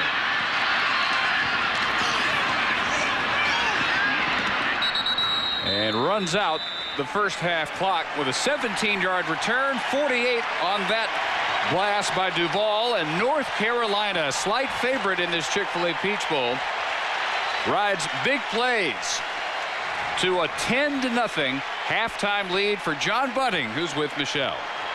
Coach, it had been all defense until that last sequence, and still they held you to a field goal. Where are the offensive opportunities in the second half? Well, you hope that we can get something going, a little more rhythm. They're knocking down a lot of passes on the line of scrimmage with our quarterback, so we've got to do a better job up front with our offensive line, or else we're not going to be able to do much offensively at all. Meanwhile, your defense is pitching a shutout. Is this a pace they can maintain 4 quarters? Oh, this is a tough defense. This is a good defense, and they're in great condition. They're going to play hard for 4 quarters, I promise you that. Coach, thank you very much. Thank you. Auburn locker room's got some issues to discuss. Namely, how do they get some offense? 10-0 they trail. We send you to Reese. And Carolina defense for John Bunting almost made a big play, too, on that snap that got away. The miscommunication, Auburn dodging a bullet there. Coming up on the Dodge halftime report, they've been tracking him like NORAD looking after Santa, and the Eagle has landed. More precisely, the Cardinal has landed, and he is now head of the Fighting Irish. Tyrone Willingham, the new head coach, we will discuss in a bit. Pardon the interruption. 5:30 weekdays on ESPN. Again at 7 on ESPN2.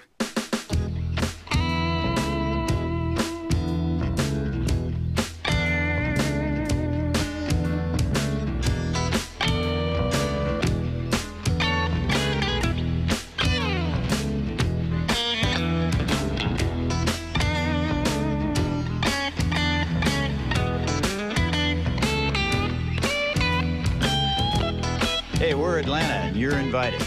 For a good time, call 1-800-ATLANTA. I know my son. He hangs out with the same guys at the same place every day. He tells me his English teacher spits when she talks. I know he hates me sometimes. He knows people who smoke weed, and it scares me to death. But I know he stays away from it. How do I know? I ask. I ask every day.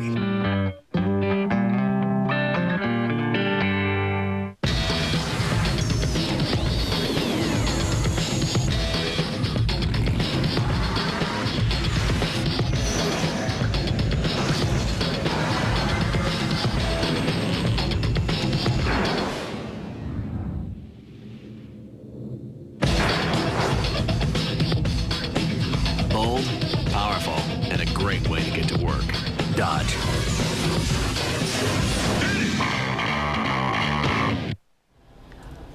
Glad to have you with us on the Dodge halftime report. It is a tad ironic or perhaps coincidental that the Cardinals choose the Pope, and it was a Cardinal selected as the new head football coach at Notre Dame. Tyrone Willingham has a 6-year deal to lead the Fighting Irish. He's in South Bend right now. He will be formally introduced tomorrow at a news conference. He's introduced to you now by Kenny Mayne. Luck of the Irish had just about been replaced by some kind of jinx against the program. It's hard for me to hide my disappointment that I won't be back as the head football coach at Notre Dame. I came to Notre Dame to win games and win a lot of them. But the Irish still had enough good fortune to run across someone of Tyrone Willingham's stature. Despite last week's loss to Georgia Tech in the Seattle Bowl, Willingham led the Cardinal to 4 bowl games in his 7 seasons in Palo Alto. Only 3 other coaches in Stanford history did that. If you look at Tyrone Willingham's record a little more deeply than just the surface, you'll see that he is a very, very solid head football coach and is seemingly a very, very good fit for what Notre Dame wants to do with its student athletes. In Willingham's first year as head coach in 1995, he turned a 3-7 Stanford team into bowl material. In by Errol Hood. And the touchdown behind superb blocking. Willie Parker running it in, the only touchdown of the game. And we've talked about that North Carolina defense. Julius Peppers playing great in space, running plays down, front side and backside, getting pressure on the quarterback. And more importantly, they forced 2 turnovers tonight. Best player on the field for Auburn's been Damon Duval, who's been booming punts all night. Jock Lewis, Kevin Knight, waiting for the second half kick. And Lewis is going to bring this one 5 yards deep. Out to the 21.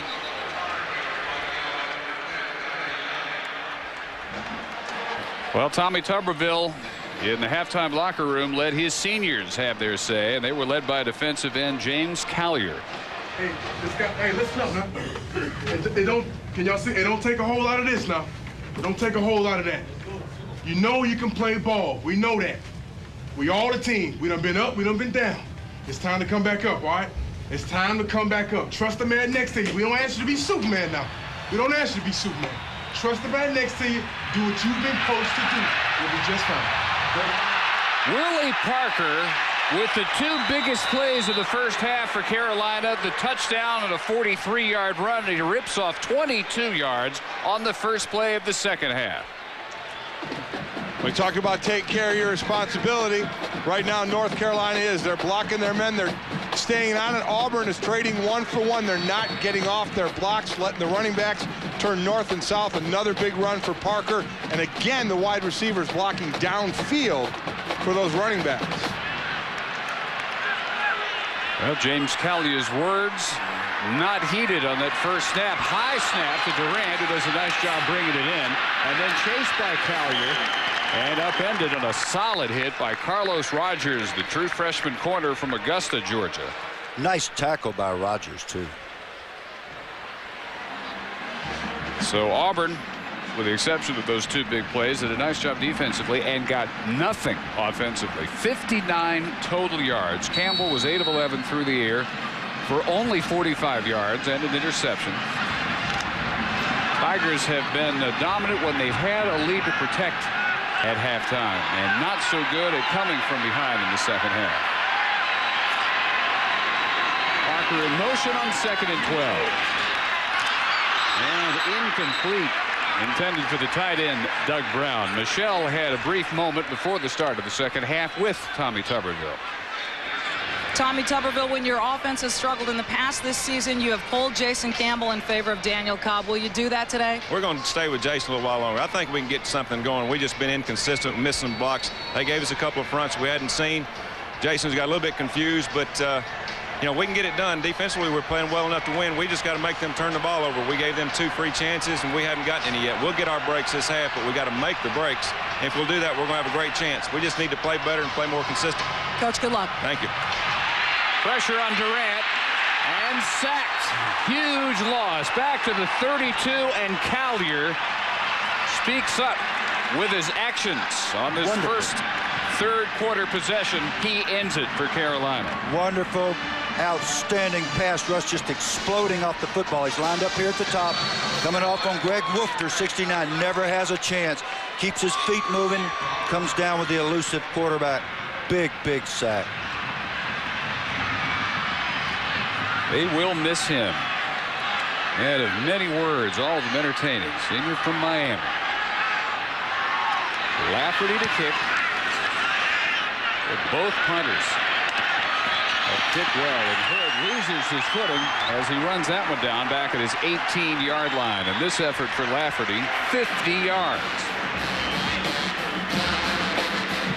So the Auburn offense, which managed really nothing. I mean, 59 yards.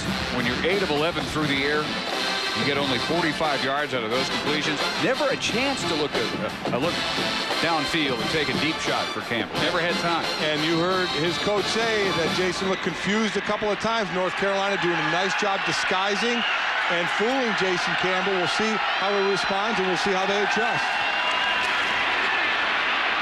Chris Butler, a tailback. He started the game, only played a couple of series back there, and Quincy Monk with the hit on Butler. Ryan Sims loose in the backfield again, disappointed with himself because he should have come down with the play for the loss, but nonetheless, he messed it up. 15 combined possessions, 11 with 3 plays are left, and 5 lost yards. Butler, the transfer from Nebraska out of Hoover, Alabama, picked up 4. 3 wides again, snap under center, and Butler straight ahead right into the arms of the waiting Ryan Sims, and a late flag comes down. Boy, the ref just looked right at him and threw the flag.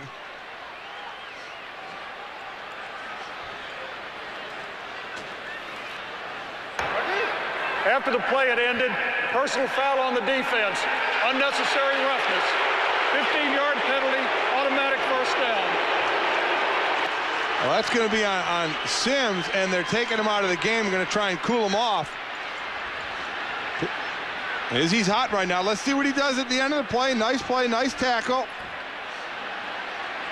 You know what he did? His right hand pushed him on the face mask, and that's what the ref called. As he was, you just couldn't see it. His right hand went on his face mask and pushed his head down a little bit. The ref was standing there and threw the flag. I didn't see anything. I really didn't. Yeah, I don't know if it was worth a flag, I'll be honest with you. Gives him the first down. Butler breaking 1 tackle. And gets about 2.5 yards out of this one. Billy D. Greenwood up from strong safety. Michelle? Well, Dave, one of the reasons Chris Butler has gotten the call to carry the ball today is because of his experience on artificial turf when he was at Nebraska, according to Tommy Tuberville. Remember, he transferred after the '99 season, and Tuberville says Butler may have the best speed on the team. He also says he's had the hot hand of late. He had a nice game versus LSU, so he's gotten a lot of the calls today. 8 carries, 68 yards, 8.5 average against the Tigers, and a touchdown. Also a 3-time state champion in the 55-meter indoor hurdles, including a state record. So there's your speed. Short toss to Marcel Willis to the 45, hit immediately by Errol Hood. I tell you what, North Carolina is doing a good job, guys. They have 3, 6, 8 receivers, I believe it is, 8 or 9 receivers that have 10 receptions or more, and they're averaging over 10 yards per reception. But right now, North Carolina is doing a great job of hitting them right after the catch. It's 8 receivers that are averaging that, but they're getting nowhere near that tonight. Another typical 4-yard gain through the air for Campbell. Now on 3rd and 4. They pin their ears back, come with a safety blitz. And another ball deflected by Quincy Monk.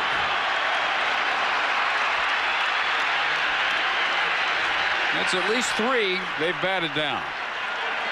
Quincy's got 2 interceptions on the year, 2 fumble recoveries. He's always around the football. Ryan Sims almost deflected it. Monk up in the air, acting like he should have caught it. There's a reason you're a middle linebacker, Quincy. It's not because you got great hands. He would love to come down with it, though. He would just love to catch one like that, and you look like Raymond Berry. And the best weapon the Tigers have tonight back on the field, Duval. 52 yards per kick in the first half, and he hangs this one up. It is muffed by Waddell, and he recovers it at the 13. Didn't have time to circle the hang time, but 5.6 seconds. And the muffed punt and field position again belongs to Auburn. 40-yarder this time by Duval. North Carolina and Auburn almost saw a huge swing right there.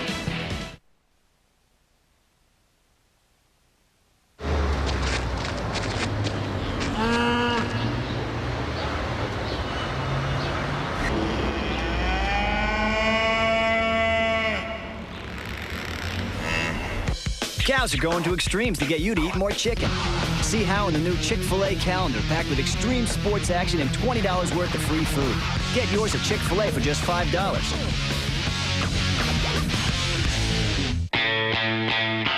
Here we go. You gotta love Johnny Cash. The man in black's the kind of guy that doesn't need sparkly outfits, synchronized dance moves. Johnny just bleeds every note till he brings the house down. I'm just saying, don't send a boy band to do a man's job. Ford F-Series Super Duty. Built to toe the line. Built Ford tough. That's the way to get it done.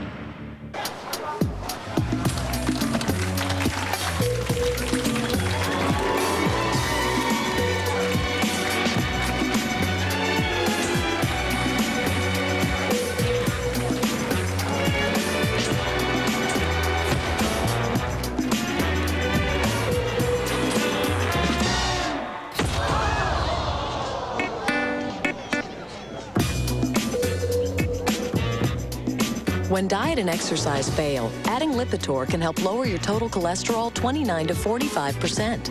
Lipitor is not for everyone, including people with liver disease or possible liver problems, and women who are nursing, pregnant, or may become pregnant. Simple blood tests are needed to check for liver problems. Tell your doctor about other medications you are taking, or if you experience muscle pain or weakness, as they may be a sign of serious side effects. 1 in 5 people has high cholesterol. Millions need treatment. For less cholesterol, ask your doctor if Lipitor is right for you. It wasn't all hard work. North Carolina and Auburn. One of their stops here in the city of Atlanta this week, the ESPN Zone, which kept them busy. Don't think they'll be joining the Hells Angels anytime soon. Well, where have you heard this before? Offense backed up. Carolina will start from their own 13 with Curry, the senior, at quarterback. And after play action wants to go deep, will keep it instead. And a nice block in the open field by his fullback, Madison Hedgecock, resulting in a 13-yard keeper for Curry. First time we've seen the quarterback get away from the defense. Defenses have run down both these quarterbacks for North Carolina and for Auburn, the two for North Carolina, and then Campbell for Auburn. But he gets the hole. The ends come upfield. Willie Parker blocking Alton Moore, the tailback on the defensive end. Curry breaks it to the outside and gets the corner. He will pull it down on you. Don Curry, all-time total offense leader in North Carolina history. The give to Parker, read immediately. Dontarius Thomas, who had twice as many tackles as anybody else on that side of the ball this year for Auburn. Just a sophomore out of Perry, Georgia. The play was destroyed by penetration on the left side. Jupiter Wilson, 71, gets knocked off because Spencer Johnson knocks his man in the backfield, and that allows Perry to come clean and make the play for the loss. Good job up front by Spencer Johnson. Penetration. They've made a few corrections since they allowed 328 yards on the ground to Alabama. Draw play for Parker. And a burst ahead to the 30. Carlos Rogers the tackle there. Auburn at one point in this season capable of holding a team like Florida, #1 in the country at the time they met, to minus 36 yards rushing. This looks more like that night's group. Well, that's kind of been Auburn's MO. They start off with a couple of wins, a big one over Ole Miss, and then people thought, oh, young team, maybe they're a year or so away. Oh, they look good. Maybe they'll do it this year. And then they kind of went into a funk. They got destroyed by Syracuse and were hot and cold the rest of the way. The earmarks of a young team, only 11 seniors. Curry has to pull it down again and wins the race for the first down marker. Gets it by a yard out at the 37, chased by Moore. You're taught as a defensive lineman when you're rushing the quarterback, don't leave your feet. And that's exactly what Alton Moore did. As he comes in from the right side, he jumps. Once you leave your feet, you're dead. Curry just takes it outside and he's gone. You're taught as a quarterback to pump fake and the big lug will leave his feet. Back to the outside and run for a first down, which is what Curry does best. Shut up, Bill.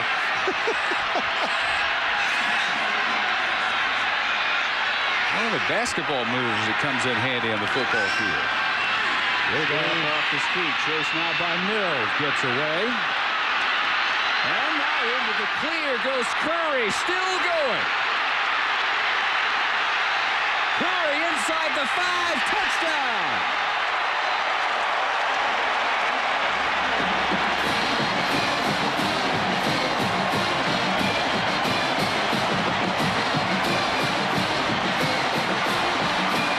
His fiance who got the toe ring. She'll be looking at those toes again. Twinkle toes tonight. But that's the MO for Ronald Curry. He's been able to do this his entire career. Only this time he threads his way for the distance. Second longest run of the year by a Tar Heel. And their third big play tonight on offense. What an athlete. Wow. 62 yards. The Reed PAT off the upright. It is no good, and it remains 16-0. Your worst nightmare if you're an Auburn defender, Ron Curry in the open field. And that's what they got from the North Carolina 38-yard line. Look for the pass long. And barely touched. Only Dansby had a shot at him once he reached the open field. So the second happiest person in the Georgia Dome, the future, Mrs. Ronald Curry.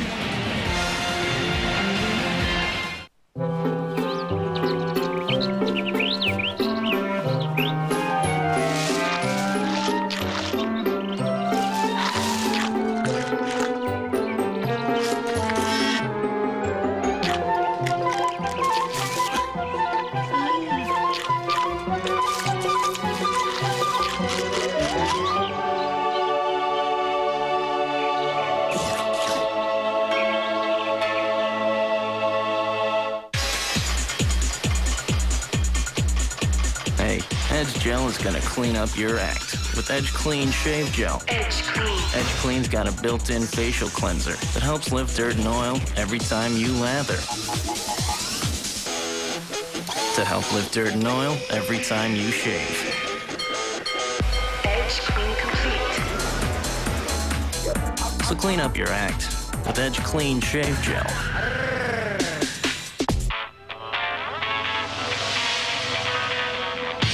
One of the coolest things about Rocky was how he did his training, untraditional methods.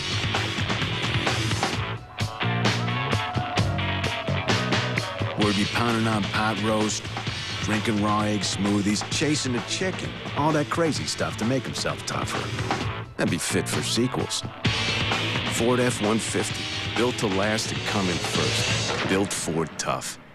ABC's New Year celebration continues when Florida battles ACC champ Maryland. The FedEx Orange Bowl. Wednesday night at 8, 5 Pacific on ABC.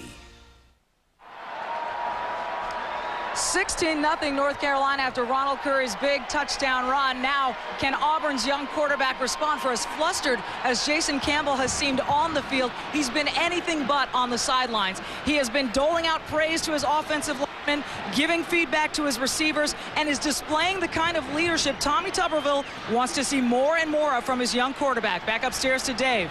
Well, what he just saw from the veteran quarterback was the longest run of Ronald Curry's career. 62 yards, 16-0. Carter and Watkins waiting for the kick from Reed. 205 total yards now for Carolina. Very respectable. Almost all of that from 3 plays. Parker's 43-yard run. Aikens' 41-yard catch and run in the second quarter. Now 62. On the touchdown carry by Ronald Curry, and Auburn will start from their 20. Boy, is this ever worth another look. We've said it again and again. Ronald Curry's strength is in his capacity to make people miss. Look at Mills here. He's helpless. Now as he comes up the field and breaks it, it's like a screen play or a reverse for the defense. It's a hustle play. Dansby's there, but he doesn't wrap up. Not enough dark blue shirts in hot pursuit. Nice blocking. Curry uses it very wisely into the end zone for a big, big play. Now, can Campbell get anything at all established on the offensive side for Auburn? And he gets his tight end Lorenzo Diamond in the clear, but they mark him out of bounds. After a gain of 5, he was open. It might go 80. And that's what we've seen, Dave. You said it before. Their normal 4 or 5 yard gain. We're seeing it again. Campbell on the year has completed about 63% of his passes. He doesn't as long as 72, but he doesn't go downfield a lot. They are mostly the shorter passes. They may have to start taking it a little longer down the field because the receivers aren't able to get the yards after the catch. North Carolina's doing a great job of tackling after the reception. So maybe the routes have to go to the next level in the 10 to 15-yard range. Ronnie Brown, the leading rusher, his 5th carry. He's got a total of 23 yards. Hey, did you see Diamond step out of bounds? I didn't see him. I saw his feet come down, and maybe he did, but I didn't see Lorenzo Diamond step out. Not there. Maybe there. That must have been what they called, because nothing else is even close. The only time must have been back there, because I think a big guy did a nice job of tightroping.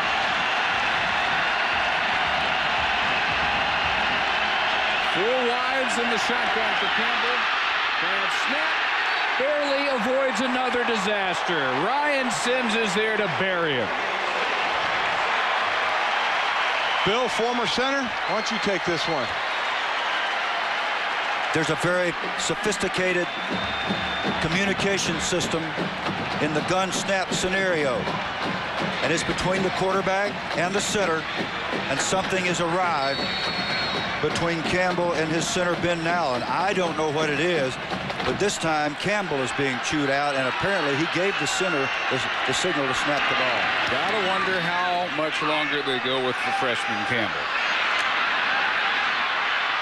Waddell, face masked on the return. So there'll be some yardage tacked on to this one. A 50-yard boot.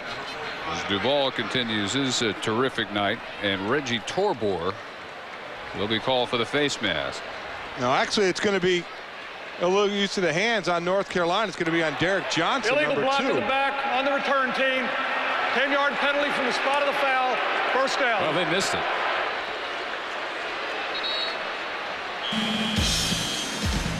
A debilitated Auburn offense being shut out. Day 15, just 900 feet from the summit. Day 15. Where's he going?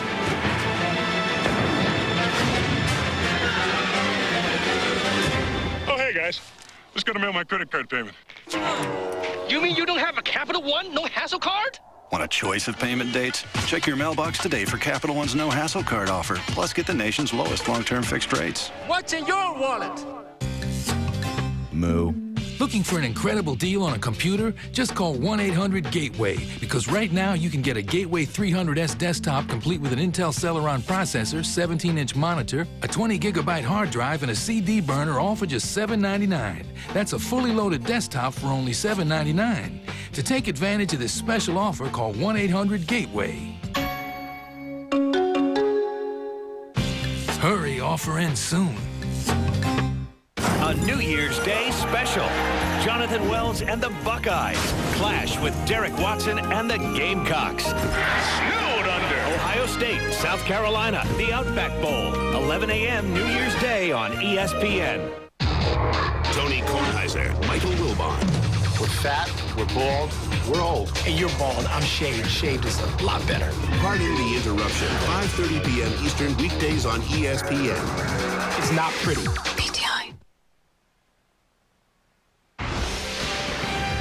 ESPN's exclusive presentation of the 2001 Chick-fil-A Peach Bowl is brought to you by Ford F-Series. The best-selling trucks are built Ford tough. And by Bank of America, official sponsor of the U.S. Olympic team. This time of year, it is lit up spectacularly if you drop by Centennial Olympic Park in downtown Atlanta. You mean that's not Rockefeller Center? Closest thing to it. That's Atlanta, GA, man. There's the backup, the senior Cobb. Campbell, on 10 drives, has managed 7 3-and-outs and 72 total yards. Tommy Tuberville told Michelle right after halftime they were going to give Campbell a little more time in the third quarter. You wonder if that time is running out on Willie Parker. Gain about 3 to the 28. I think it's going to have to be running out. Bill, not only is he seemed confused by some of the coverages, as Tommy Tuberville said, but he's certainly having some miscommunication with the center, as we've seen on some of the shotgun snaps, and can only live with that so long. Cobb has thrown for over 1,000 yards, and Jason Campbell has thrown for over 1,000 yards. Cobb certainly could step in and get the ball down the field. We'll see if they make that move. He's not warming up, is he? No, he's not. You're exactly right on all counts. Quarterback draw, Curry, no gain. And they're still just 2 scores down as we go under 6 minutes in the third quarter. So you can still, if you're an Auburn fan, consider yourself in the game. But one more score, and that really changed. It really does. That the missed extra point, right, Dave, leaves them two touchdowns and 2 two-point conversions down. So certainly, and they have been averaging, has this Auburn defense or this team 7 points off turnovers. They haven't forced one yet, but their average for the year has been 7 points a game off turnovers. Let's see if they can try and take one away from North Carolina, who's been doing a nice job of hitting that big play when they needed it. If you're a Carolina fan, it's going to be interesting to see if Carolina goes conservative here. Which would mean keep Curry running the ball. Quarterback draw or something. Yeah, a shovel pass. Parker takes the shovel for a first down to the 38. Now you're dealing with the wily old master and Gary Tranquil, the offensive coordinator for the North Carolina Tar Heels.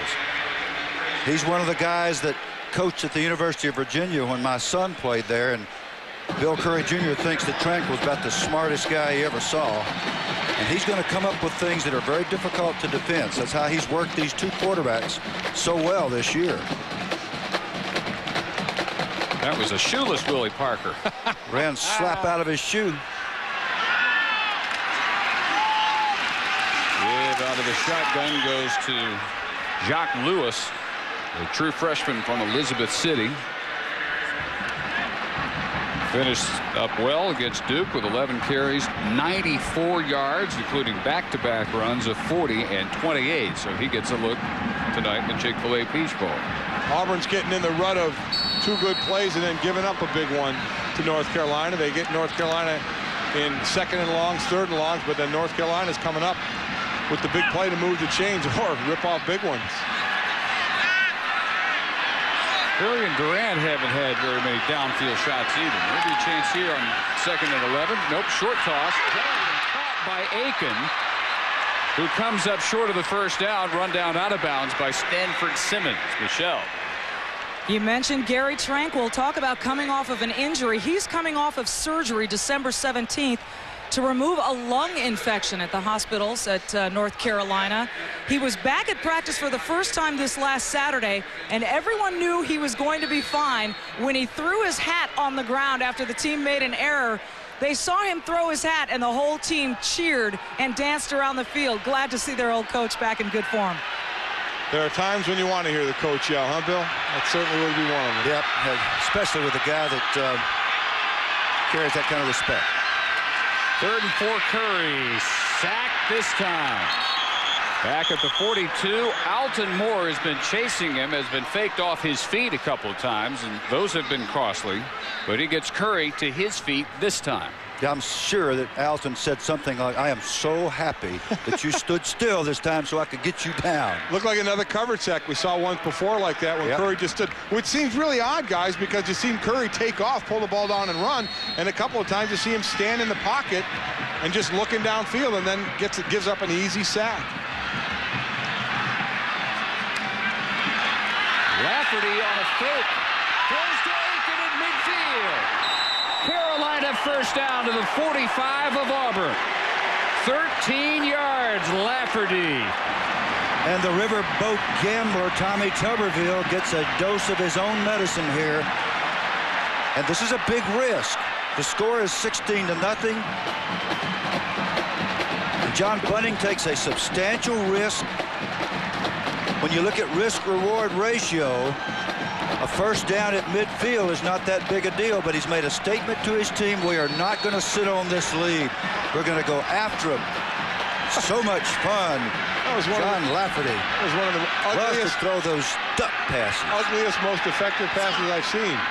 Pass looked like a pooch kick movement. On the left side of the offensive line, it was the tight end, Zach Hilton. But again, a field position will change here if Auburn is able to stop them. Look where the ball is right now. North Carolina can pin Auburn down. You're always thinking ahead in the chess match of how you can set yourself up. Before the snap, false start on the offense. 5-yard penalty, remains first down. There's an old linebacker. Yeah, John thinks he's tearing up his headset, but he thinks that Callier jumped into the neutral zone to make his tight end move. Callier actually never crossed the neutral zone. When John sees the tape, he'll calm down maybe a little bit. Maybe. Not much. Right now, he'd like to do a forearm shiver to the umpire's face. Not allowed to do that either, Coach. No, don't do that. There's one thing you had to wonder about when he took the head coaching job. As vocal and intense as he was as a player, how would he channel that intensity as a head coach? He says he's vocal in practice. Tries to stay poised during the game. Dansby tipped it to Dontarius Thomas. Oh, my goodness. And now a flag. I don't care if the play counts or not. That was one of the most exciting plays I have ever seen. You think that guy's played some basketball? Are you kidding me? You think he's gone out of bounds with the ball under his arm and called timeout before he hit the ball, before he hit the floor? That was an incredible. You're both exactly right. Oh, what are they going to call here? You don't say this very often, but I have never seen that on a football field. Dansby led the SEC 5 interceptions this year. Here's what they're going to say. If he had possession and threw it, he threw it forward. That's what they're going to say. So it would be an illegal forward pass if they say he had possession of it. But he was in the air going out of bounds. It didn't seem at the time as if it was anything but a tip. But a tip. But we'll see on a replay. It'll be a judgment call as to whether he had possession or whether he tipped the ball. If he tipped the ball, it will be a legal play. Right. If not, if he caught it and threw it back out there, but boy, I tell you what. Either way, I think they have to grant Auburn possession of the football. While they're talking, let's try and figure it out on our own. It looked like a tip all the way. Dansby, no, he caught the ball and threw it. Threw it forward. Great camera angle there, guys. Look at that. Caught it, threw it. Wow. He had control. Wonderful camera work. Oh, what a play. Are you kidding me? How do you take that away from him? So they have to give him the ball and mark off the penalty. Well, no. Well, they say he would have caught, if he caught the ball, he was going to be out of bounds. He was coming down out of bounds. The ball was possessed on the interception. It was caught, and then it was passed forward. That's an interception. It's an illegal forward pass. 5-yard penalty from the spot of the foul. Possession changes. Well worth it. Well worth it for Auburn. Right. Good call. Unbelievable. Mr. Dansby, welcome to Sports Center. Because you will be on it, my friend. For 6 years. Wow. We won't find any better than that. Hey, straight to the ESPYs, gentlemen. You are That's not got to be a nomination. And you got to give credit to Merceda Perry for being in the right spot. Oh, I'm sorry, I got the wrong team. Yeah, Dontarius Thomas. I got so fired up.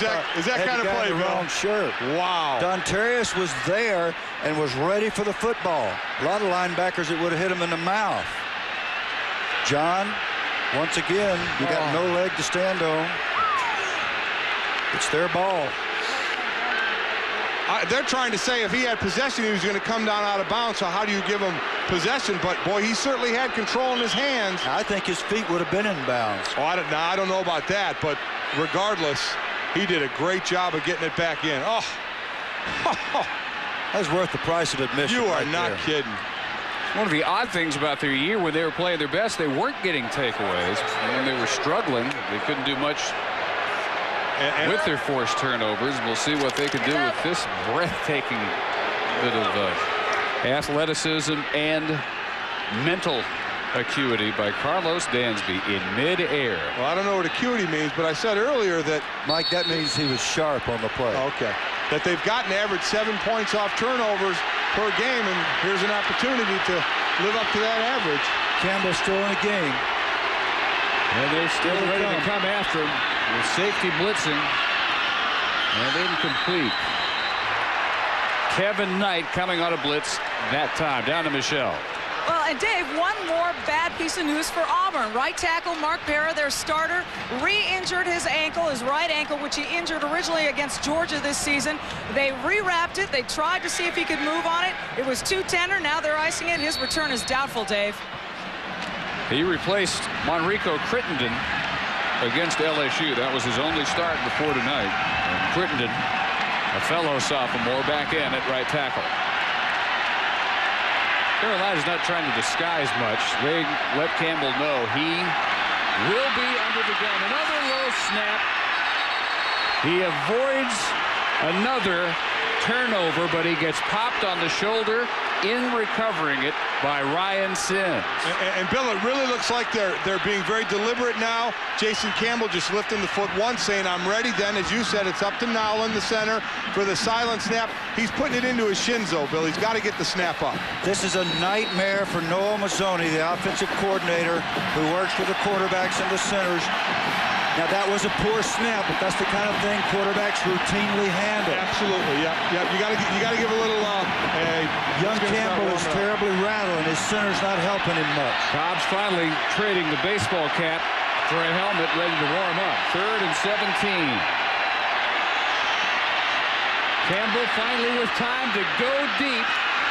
And incomplete, but a flag intended for Jarris McIntyre, covered by Knight. The first time all night, guys, they have gone down the field. At some point, they had to. And now they get the interference call against Kevin Knight.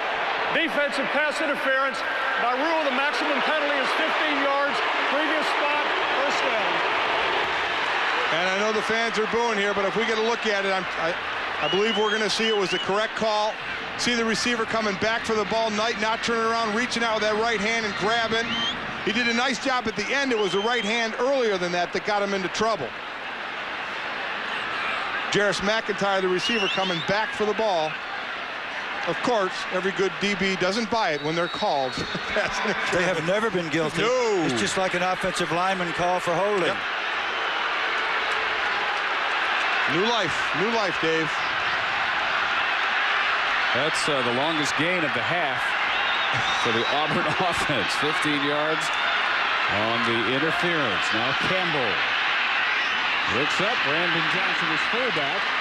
Breaks a couple of tackles, and now he deals out some punishment. And he's close to the first down. Billy D. Greenwood gets the worst of this head-to-head. The reason Campbell had time to throw this ball is because he got excellent protection up front from Kendall Simmons and Hart McGarry. Right here, this twosome. Watch the stunt. Peppers pops inside. McGarry slides off. Nice job of picking up. So he doesn't have big Peppers in his face that time because Sims was there. Brandon Johnson, let me tell you what, like most fullbacks, he's not a big talker. He's a tough guy. He gets his shoulders down low and he goes straight ahead. Did he make it? Quick. No. You talked just long enough that I could not put you on the spot. No idea what you're talking about. You're right, though. That O-line, nice job of picking up the stunt. And North Carolina has run more than a few stunts tonight that have not been successful. They've been more successful straight rushing or with the blitz. They've had some free men coming through. Perfect time to go deep. Downfield. Go downfield. I mean, at some point, you've got to. $1:29 left in the third. You're down 16-0. That's your best gain of the half last time you tried it. Give me a 10-yard route, 12-yard route, 15, something.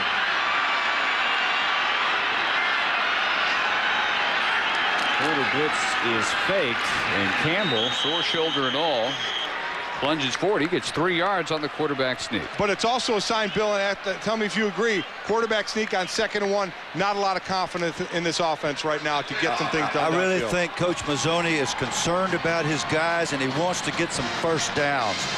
There's Noah right there. He's been doing this a long time. He knows his people. Yes, we all stand up here and say, throw it deep, throw it deep. He needs to get some first downs and keep that offense on the field and the defense off. Giving him a look now again here. Waters back off. Campbell steps up. And knocked off his feet by Monk. Looked like a possible big gainer. He'll settle for 3. Okay, we probably haven't given proper credit to Quincy Monk tonight, the middle linebacker. He has been all over the field. We got him for 5 tackles. That would have made 6 right there. He's got a sack. He's been omnipresent. He's tipped balls. He's almost intercepted one. He's one of the really fine leaders on this North Carolina front 7. John Bunning cites as the dominant unit on his team. 23 tackles he had against Wake Forest this year. Wow. Yeah.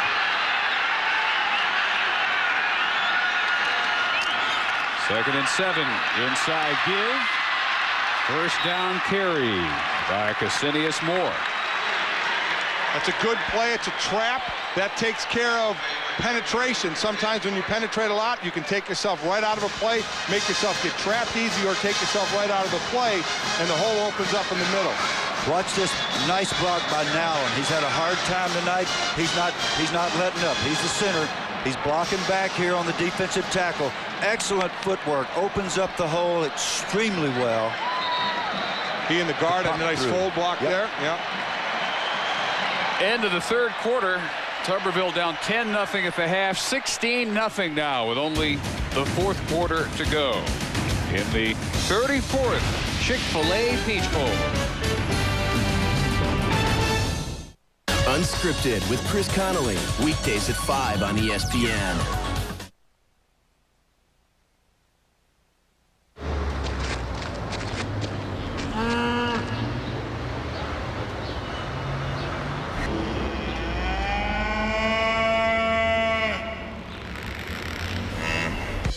Cows are going to extremes to get you to eat more chicken. See how in the new Chick-fil-A calendar packed with extreme sports action and $20 worth of free food. Get yours at Chick-fil-A for just $5. Hey, boys, what y'all doing? Just out here checking these old fences. Yeah, me too. Hey, is that $1? Yeah, it's on my side of the fence. Wrong. That's on my side. No, that's on my side. It is on my side. Guys, it's just $1. Oh, yeah, with 10, 10, 220, all calls up to 20 minutes or 99 cents. 20 minutes for 99 cents? And 7 cents a minute after 20. Wow, that's cheap. Guess he had to make a phone call. Call me. Dial 1010-220. The bow. Resistance becomes strength. Becomes power. The power to change and reshape your entire body. This is Bowflex, an entire gem-in-one easy-to-use machine. So powerful, it delivers over 60 health club quality exercises with up to 410 pounds of resistance in any room in your home. Strength training with Bowflex is so effective that we guarantee you'll get the results you want in 6 weeks or less. One simple workout. 20 minutes a day, 3 days a week. Bowflex is real. The results are real. And you can own one with no money down and payments as low as $33 per month. Call right now for a free video and brochure. Bowflex, the power is yours. Here we go. You gotta love Johnny Cash. The man in black's the kind of guy that doesn't need sparkly outfits, synchronized dance moves. Johnny just bleeds every note till he brings the house down. I'm just saying, don't send a boy band to do a man's job. Ford F-Series Super Duty. Built to tow the line. Built Ford tough. That's the way to get it done. As always, it seems, in the Chick-fil-A Peach Bowl, no shortage of big plays. None bigger than the Dansby-Thomas combined interception. And a 62-yard touchdown run by Ronald Curry tossed in. In the third quarter, we saw North Carolina add to the 10-0 lead they had at the half. We'll see if the missed PAT cost them later on. But Auburn on the move with a first down and 10. Carolina's 29-yard line as the fourth quarter opens. Campbell, the quarterback, all the way. Short toss, Moore gets a block. Open field move, and then undercut by Dexter Reed as he reaches the first down marker. And 11 yards on the screen for Moore. Nice throwback screen, a sprint to the right. North Carolina is so fast, and they pursue so well. A lot of white shirts over there with Campbell, and then the throwback to Moore, and nice blocking. You know, and you're right, Bill. He's not putting a lot of pressure on Jason Campbell right now. Noel Mazzoni, the offensive coordinator, he's making him get the ball in the hands of those receivers and let those guys do the work. At last, a promising march for the Auburn offense. It must be cashed in. Moore tripped up off tackle. Gain of 1. The ESPN Game Track had some eye-popping additions in that third quarter. Longest run of his career for the senior Ronald Curry. 62 yards to make it 16-0 Tar Heels. And Coach Bunning showing the gambler's spirit with John Rafferty, the punter, to Sam Aiken for a key first down. Carlos Dansby gets the interception and then throws it back in bounds at Donatario Thomas, and John Bunning saying, I don't think he had the interception. Here they come, 2nd and 9. Campbell chased, looks for a block, and steps out just before the first down marker. In fact, they'll mark him 2 yards shy at the 10. Silas Daniels doing his best to give him an open field block, though, and it'll be 3rd and 2 from the 10. Good job again getting to the outside. We've seen, as we see him get downfield, we've seen some good blocks downfield by the wide receivers for North Carolina. Don't think we're getting the same out of Auburn. Chance there for Silas Daniels to get a block and doesn't really do a nice job of it. Could have got Campbell some more yards. As big a play as they've had all night. 3rd and 2.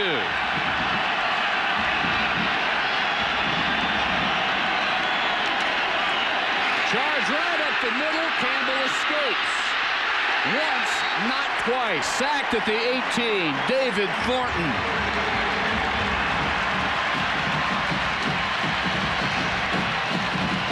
Number 58. Anthony Perkins has been quiet tonight, surrounded by his more heralded teammates, but he's clean on a busted pass protection. Not a good time for that to happen, and he's the one that forces the action. Campbell trying to run out of trouble, but David Thornton's too fast. Someone's going to come free, Bill. As we know, they have to come from the outside. You've got to block the inside players. He was unblocked. So Duval will try to at least get him on the scoreboard with a 34-yarder. And warm-ups, he was booming him, but he had the hooks something off it. Straight through this time. And the Tigers at last cash in a drive. But John Bunting more than happy to give him 3 after Thornton sack thwarts Campbell on the big 3rd and 2. 16-3. The finest leather boots are at Big Phil's Boot Sacks.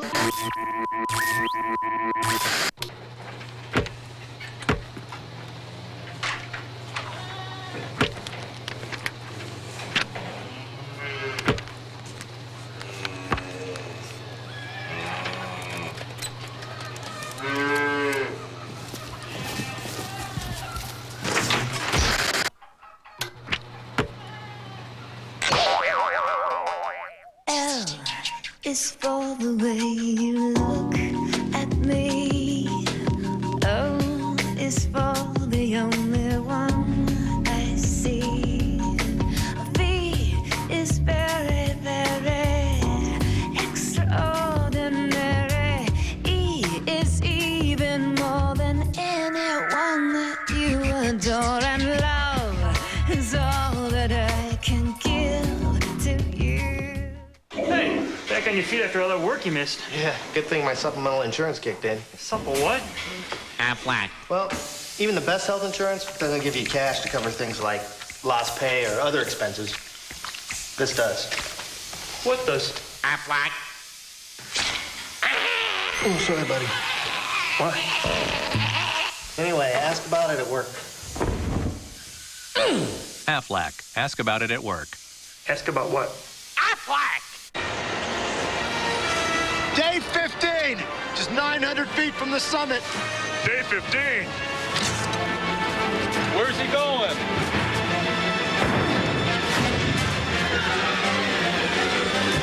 Oh, hey, guys. Just gonna mail my credit card payment. You mean you don't have a Capital One, no hassle card?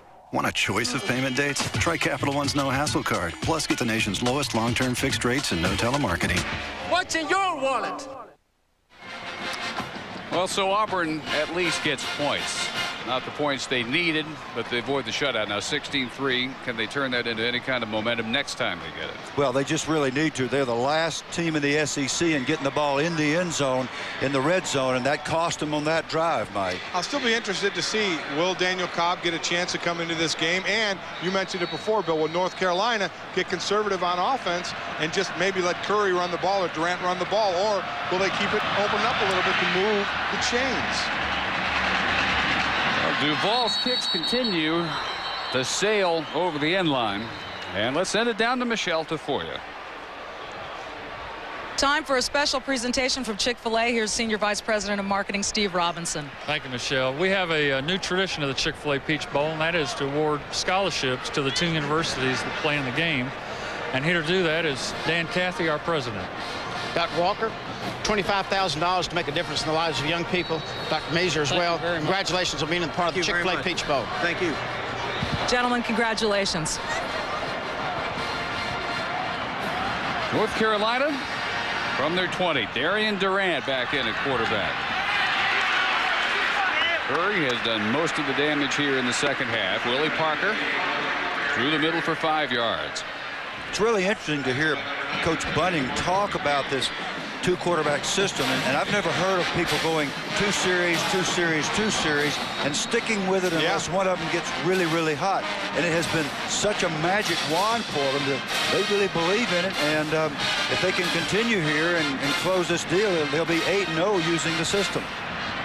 And so many coaches will do anything to avoid a two-quarterback system. And the quarterback controversy never really happened in North Carolina. Parker to the 33. Really, you go back to Mack Brown's era, and he made the two-quarterback system work really well. Chris Keldorf and Oscar Davenport come to mind. Well, there have been a lot of coaches who, the first time I remember seeing it was Tom Landry with the Cowboys, when Craig Morton and Dandy Don Meredith used to run in every other play. And they got good doing that. They got real good, in fact. I know when I was, right before I got to Philadelphia, Ron Jaworski would play first and second down, and then Randall Cunningham would come in as the third down quarterback. Parker over 100. First and 10 to 33. Durant looking back left. Danny Davis swarmed after a gain of 2. I think we have our answer, Mike, your rhetorical question about what North Carolina was going to do. I think we both knew what they were going to do. They're going to get conservative. If they throw the ball, it's a 3-yard hitch.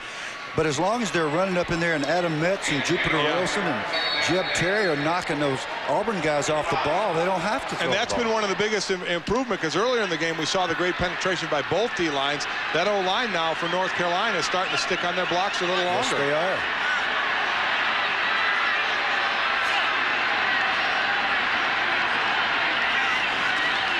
Durant faking short, looked long briefly, and then a dangerous toss. Davis has it. A flag down in the secondary. Davis turns that into a gain of 11 if it stands. Looked like Durant had decided to tuck and keep, and instead was really vulnerable and hit hard as he got the pass off. Luckily for him, he got it to Davis. Holding defense, the call by John Bible of the Big 12. Good job by Durant getting rid of the ball. I wasn't sure if he was close to the line of scrimmage or if he was over the line of scrimmage. Line of scrimmage is about the 35-yard line. Oh, and he just is on that line. By the defense on an eligible pass receiver before the pass is thrown. Penalty is declined. First down. But Dave, I think your point is well taken. So often you see a guy try to make that throw when he's in the grasp and he gets drilled as he throws it and it pops up in the air and goes the other way. That was a very risky thing by Durant. And again, he has a lot to learn. Coach Tranquil will work with him and he'll learn when to do that and when not to. This time it worked. Is that one of those, no, yes, yes, yes. Better work. Yeah. It's one of those that better work. Auburn showing blitz. Backing off. Aiken coming back underneath. After starting to play in motion, he's drilled by Tavarius Pounds, a middle linebacker. You know, good quarterback coaches are very careful. When they have an instinctive player like Darian Durant, they don't mess with them much on intuitive things like that. They'll say, okay, whatever feels right, you need to do it. Because if you put too many shackles on them, then they don't do well.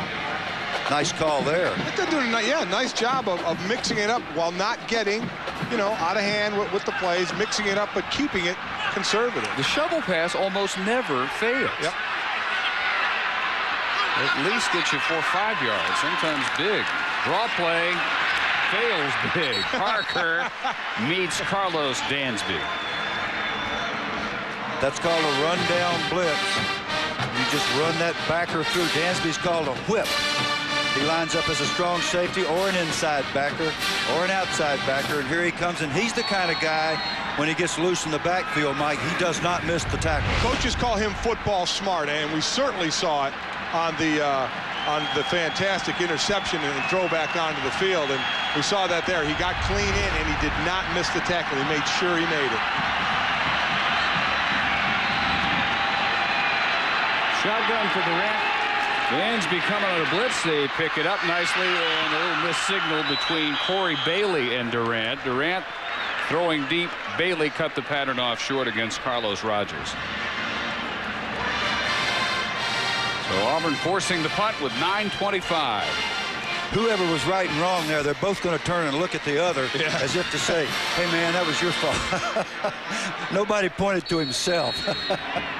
Nobody tapped their own chest on that one. Nobody fessing up. They'll let the coaches. I predict this will not be a fake.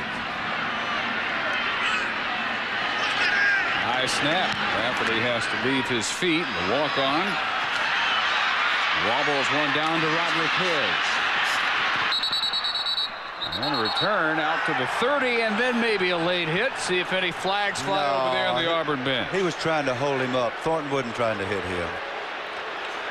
35 on the kick, 12 on the return. Only 74 yards on Jason Campbell's 12 completions. Auburn 13 down.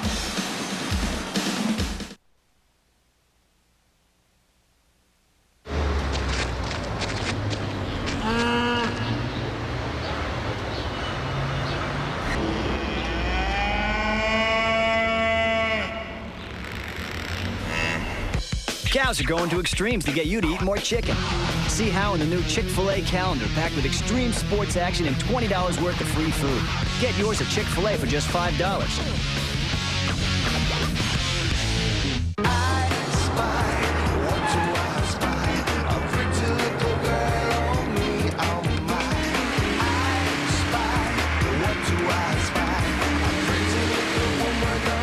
The cars from Chrysler. Exhilarating performance, incredible engineering, and of course, eye-catching designs.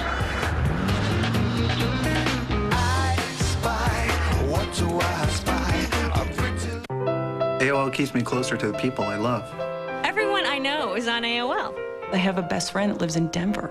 With AOL, I talk to her every day. We send pictures of our kids to their grandparents. Oh, my grandpa loves AOL. He's on all the time. Opening email is like Christmas. You know, you just never know what's coming. Definitely keeps me connected to family and friends. I mean, I'm even on my grandma's buddy list. Am I on your buddy list? Yeah. Oh, good. America Online. So easy to use, no wonder it's #1. Call 1-800-4ONLINE. A New Year's Day special. The Buckeyes clash with the Gamecocks. Ohio State, South Carolina. The Outback Bowl. 11 a.m. New Year's Day on ESPN.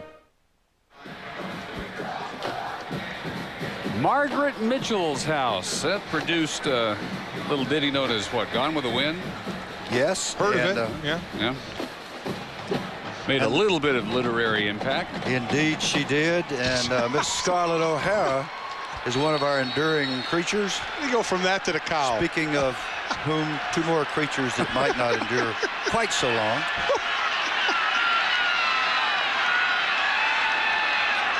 Joe Watkins in motion.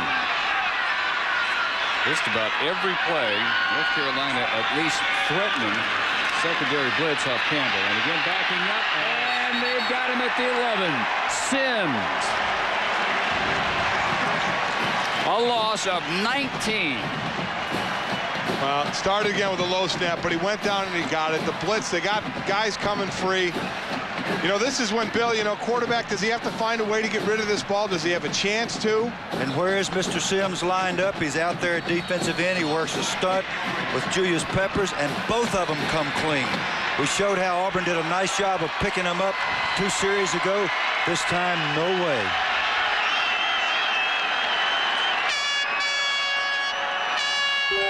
Anytime now for Campbell. Now it breaks down. He has to throw on the run, and a diving near interception by Kevin Knight. Intended for McIntyre. He tried a nice sell job, too. Let's go down to Michelle.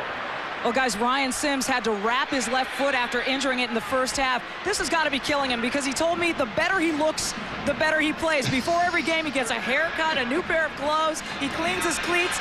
He told me he tries to keep it simple, and I quote, be the best-looking guy on the football field like I always am. He has a shoe fetish, Dave. He's got 27 pairs. This pair, I'm sure it's just killing him, has to be covered up.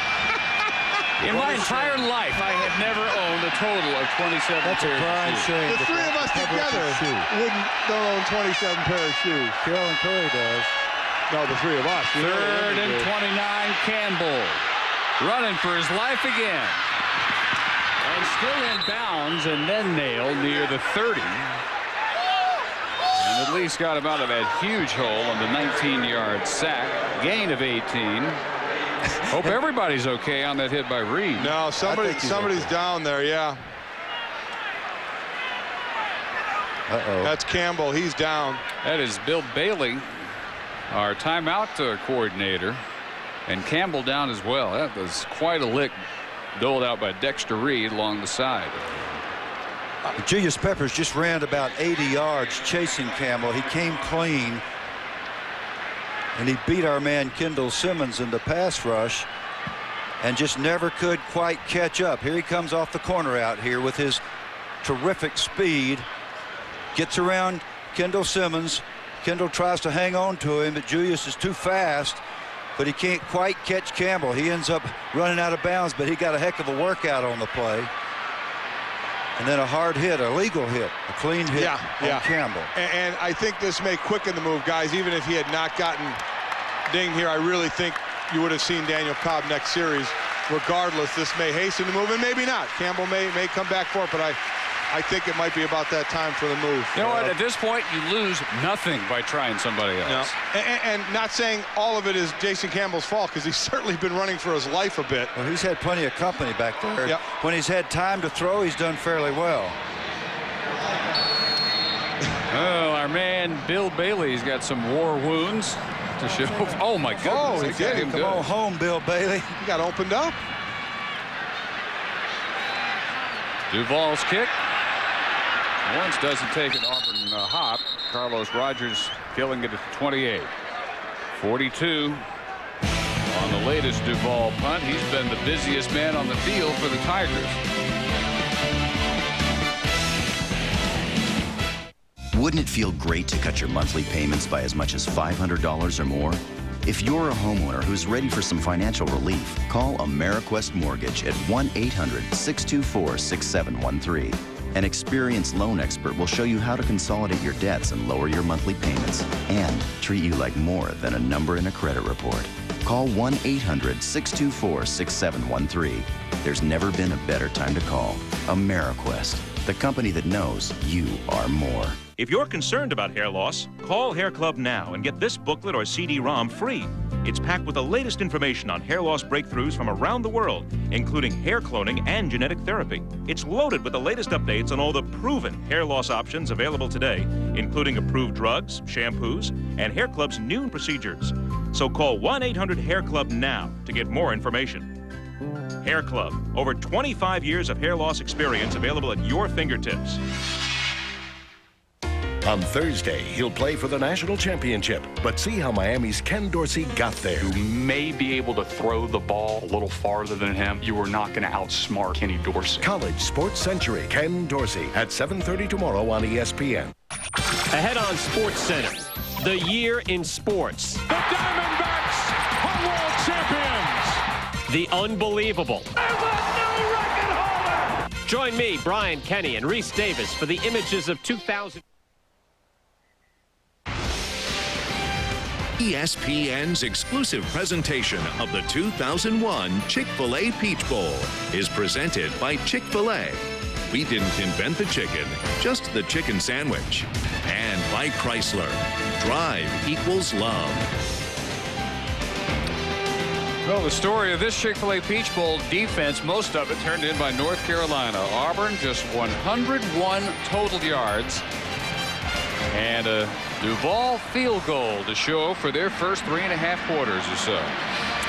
And let's ask tonight's Aflac trivia question. This goes back some 6 years. 5 straight wins for the SEC in this series. So who was the last ACC team to win a Peach Bowl?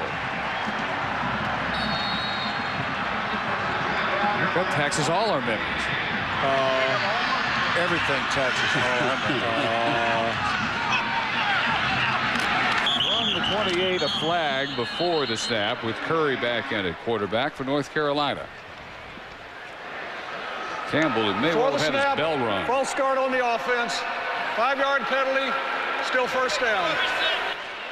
We're told why Campbell was down. He did appear to lose consciousness for a moment.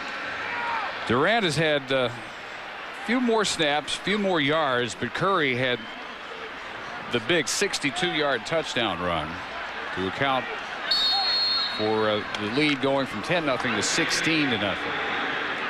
And also engineered a field goal, or Durant engineered a field goal drive in the first half. Curry on the field for both of their touchdowns. First of which was scored by Willie Parker. And you look at the clock, you got 8 minutes left in this football game. That's plenty of time for an Auburn offense that's been dormant all night to do a couple of things, get a turnover, and this is the worst possible time to start a drive with a 5-yard penalty deep in your own territory for Carolina. And again, a lot of teaching to be done. Coach Bunning and his staff will get together with their guys and teach them off this game. John Tenuta must be very pleased with his defense, but they have to finish the job. Well, history says Auburn will score.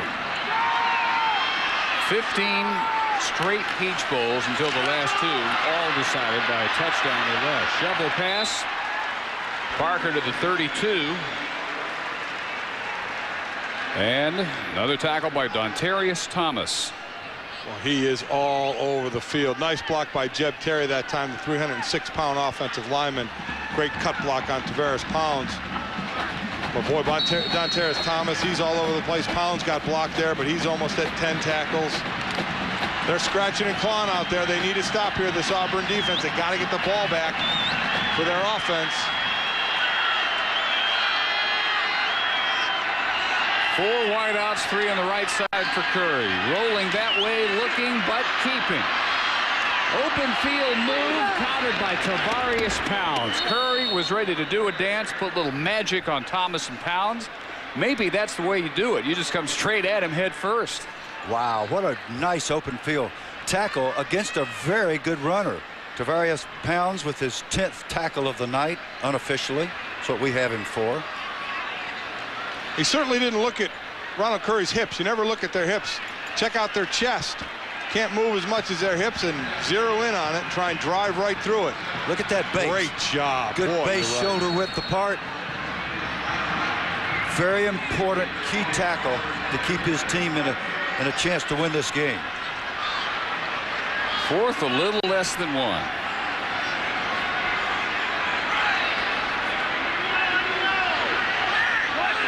And Carolina, a perfect pass back to Lafferty. Hood spins away from Reed to start the return and out of bounds at the 26. 42-yard kick by Lafferty, 5 on the return. Down to Michelle. Hey, Dave, it looks like Daniel Cobb is finally going to come into this game at quarterback. Jason Campbell injuring his shoulder on that last play, as you referenced, just a shoulder injury. Daniel Cobb warming up with the center, Ben Nowlin. What they really were working on is not so much warming up Cobb, but working on the center quarterback exchange, guys. Cobb started 4 games this year. He was 2-2. He came off the bench and led the upset of then #1 Florida. And then the coaching staff says he kind of hit a wall at that point. But Campbell managed only 101 total yards, and again, not his fault entirely. He had very little blocking and very little in the run game. And Cobb starts with a give to Ronnie Brown. The fundamental move in football is the exchange between the center and the quarterback, regardless of whether it's a typical exchange with the quarterback under or whether it's a gun snap, which is so prevalent in today's football. It's got to be perfect. There are teams that go an entire season without missing a single one of these, and Auburn has had a terrible time with it tonight. Cobb juggled that snap, and that is caught off the shoe tops by Jay Ratliff, the 3rd tight end, out to midfield. He almost dropped that one and just got a hold of it before it hit the turf. Good job by Cobb, working it up into the pocket and finding an escape route to a receiver and turning disaster into a big play and a first down. Once again, the problem started with some sort of miscommunication. The ball was either too low, he had a problem handling the snap, too hard, too low, or something. Yeah, it's a hard snap going low, Bill. You're right. Only the 3rd catch of the year for Ratliff, true freshman. Little slant in, Silas Daniels. That's good for about 6. As I so often do, I'll use the words of Homer Smith, the superb quarterback coach. We want an unballisticated ball here. I said, Homer, what does that mean? He said, we don't want a rocket. We don't want it spiraling. Take a little off it, yeah. Tumbling gently so the quarterback can handle it. That's not what's happening with Auburn's center and quarterback. There's every reason to expect Jason Campbell goes on, has a fine career at Auburn. He just was not able to establish anything tonight. Again, Daniels, first down, 41-yard line, coverage by Kevin Knight. Well, again, North Carolina's going to give him these. I mean, these are 5-6 yards. Yeah, they're going to move the chains, but there's 3:55 to go. The clock's going to start. When the referee signals, it's going to get moving. They're going to have to start taking it downfield. They need a couple of scores. They had totally erased Tim Carter, the leading receiver on the year for Auburn, who was without anything to show for his night, and he had the deflection that turned into the early interception, or the early fumble recovery for North Carolina that led to their first touchdown. Still time to play a role in this Auburn comeback attempt. 3:51 left. The 2002 ESPN Sports Almanac in bookstores now. December 7th, 1941, the United States of America was attacked by the Empire of Japan. Pearl Harbor, now available on DVD and video. Cock-a-doodle, don't you just love starting the day with a little sip of me? Folgers Cafe Latte. I'm so rich and frothy. I'm delicious. I'm scrumptious. Who loves me, baby? Oh, no, not a paper cup. I'm more along the lines of fine china. Paper cups are for the dentist. And you ain't exactly rinsing and spitting, you dig? Folgers Cafe Latte. The big-headed coffee. Hey, baby, is it frothy in here or is it just me? You know what it means to be focused, to be persistent, using the best of your abilities to reach your goals. That's why you choose Pacific Life. With the strength of over $340 billion in managed assets and more than 130 years of performance, the Pacific Life family of companies has the financial strategies to take you where you want to go. Rely on the strength of Pacific Life. Dr. Kravitz? Let's lose that appendix. Mother, I'm home! I gotta get out of here!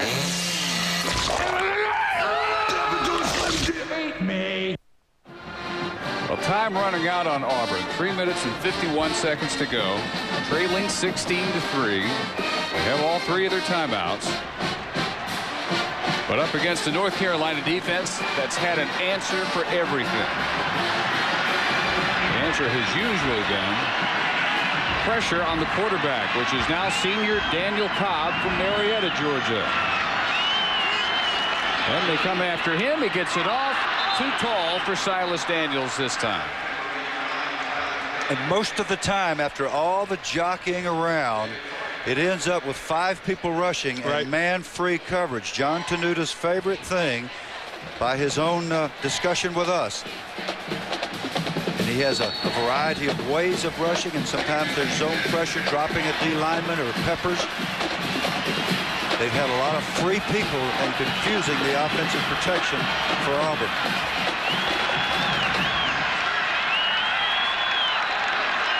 Auburn allowed the most sacks in the SEC, 27. And a half dozen tonight. Kick way up in the air, incomplete. Nearest target, Lorenzo Diamond, the tight end, and a 3rd and 10 coming with 3:42. That's no time to throw.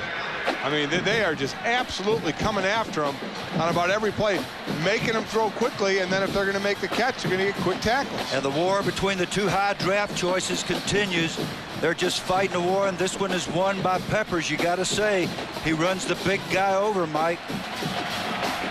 Knocks Simmons into dirt. Simmons got to keep his knees bent. Good job by Julius there. He's rising to the occasion late in this game. Last game in an Auburn uniform for Cobb. Can he make it memorable? Finally, they get Tim Carter loose inside the 20. Now here's a significant thing about college football. That's a first down. That stops the clock automatically. Not so in the NFL. The teams have a chance to get up to the ball, get their play call before the thing winds again. One of the few times he's had time to stand back there, any Auburn quarterback, and there's a 20-yard out. First time getting it down the field. First official catch for Carter. The fumble was on a backwards pass officially. Way back in the first. That began their troubles. Trying to erase them now. Going deep again. Overthrown. No flag. Daniels covered by Waddell. Uncatchable ball. And I mean covered by Waddell. He was on him. Waddell has been, in the old Southern terminology, everywhere. Waddell's been everywhere tonight. Auburn fans, you hear their displeasure with what they think is a non-call out there.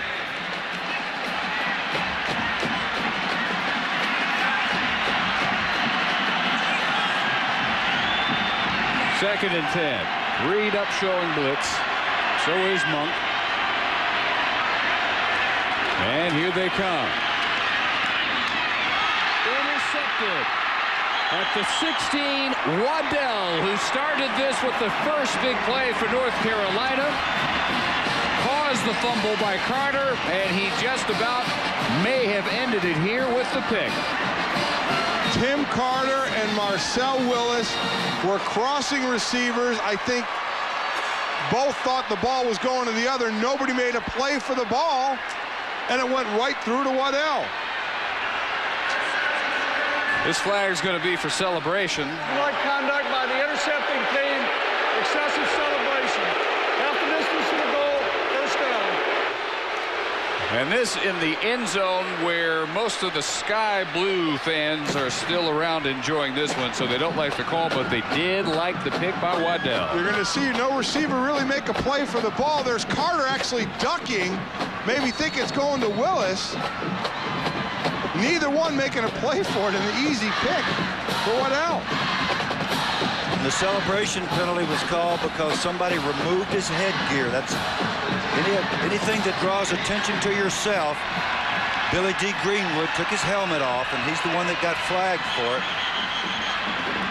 But North Carolina will settle. The smart thing Waddell did was to get on the ground with the football rather than to risk fumbling it back to the Auburn offense.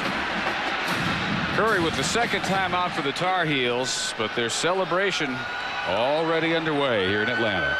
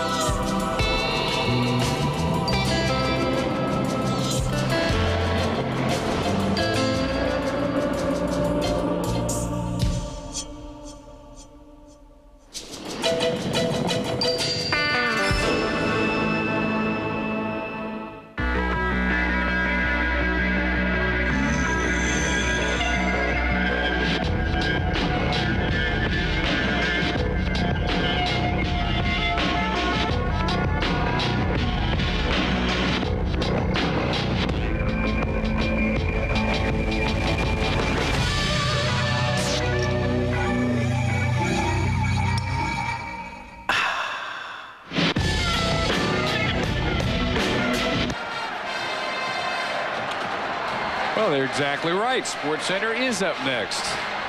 And on to 2002 will go. That's up next, too. An hour, 15 minutes away. Wow. Well, North Carolina poised to end this run by the SEC. 5 straight wins, the Chick-fil-A Peach Bowl. Can you believe you got Carolina fans lobbying for Peppers to get onto the basketball court? They want him back out there tomorrow. Absolutely. Hey, the football season's over tonight. Absolutely, they want him on the field tomorrow. They love the both court. of them. Yeah, they love Peppers most of all. He's had a heck of a game.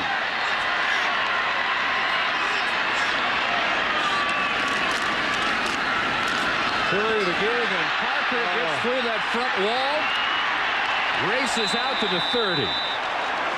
22 yards. Parker now 16 carries, 123 on the night. And let's answer our Aflac trivia question. Who was the last ACC team to win a Peach Bowl? I know. Virginia. Now you know. Oh, sure. The Bulldog loyal are not going to appreciate. I was on delay. You making that the question. They're not going to appreciate that. I was on my own 7-second delay. I thought I got it in. The Wahoos will love it, though. Carolina with the top defense in the ACC. They've held Auburn to 156 total yards. That appeared to be right guard Jeb Terry moving. Before the snap, false start on the offense. 5 yards, still first down. Love Jeb. He looks over at Adam Metz after he jumps off sides, saying something to Adam like it was his fault. Is that what you O-linemen do, Bill? You blame each other? The guards like to blame it on the center, but normally that doesn't fly. The Carolina team that opened 0-3. John Bunting said he really saw the seeds of hope when they were down in that opener at Oklahoma 38-7 because they played the hardest of the game at that point and outscored OU 20-3 the rest of the way, even though they lost the next week at Maryland. Week after that at Texas. He saw the potential, and they won 7 of their last 9 to get to the Peach, and will finish this year, once they finish this one off, with 8 wins in their last 11 games, 8-5 overall in his first year, and he will be the most successful first-year Tar Heel head coach ever. Holding on the offense. Penalty is declined. Brings up second down. Down to Michelle. You guys mentioned Adam Metz and his penchant for talking. He said a lot of wonderful things about his head coach, John Bunting, saying, I think John Bunting is going to be the Dean Smith of football. Why? Because he knows the game and he's a great motivator. And when I'm an alum from here, I'm going to be glad to say I played for John Bunting. Pretty strong words, and certainly North Carolina has to be thrilled with their first-year head coach tonight, Dave. And Bunting gives it right back to the senior class, Metz included, by saying they had a meeting early on, and that really turned the season around. And also, he asked his team about this initial game with Oklahoma. He left it up to the seniors, and they, to a man, said, let's go play it. So you open up with Oklahoma, Maryland, and Texas. You're in the 0-3 hole and make a great comeback. Well, this is it for our happy band of Warriors. It's been together all year. We want to thank everybody associated with our productions all season long. Our operations producer, Joe Wire.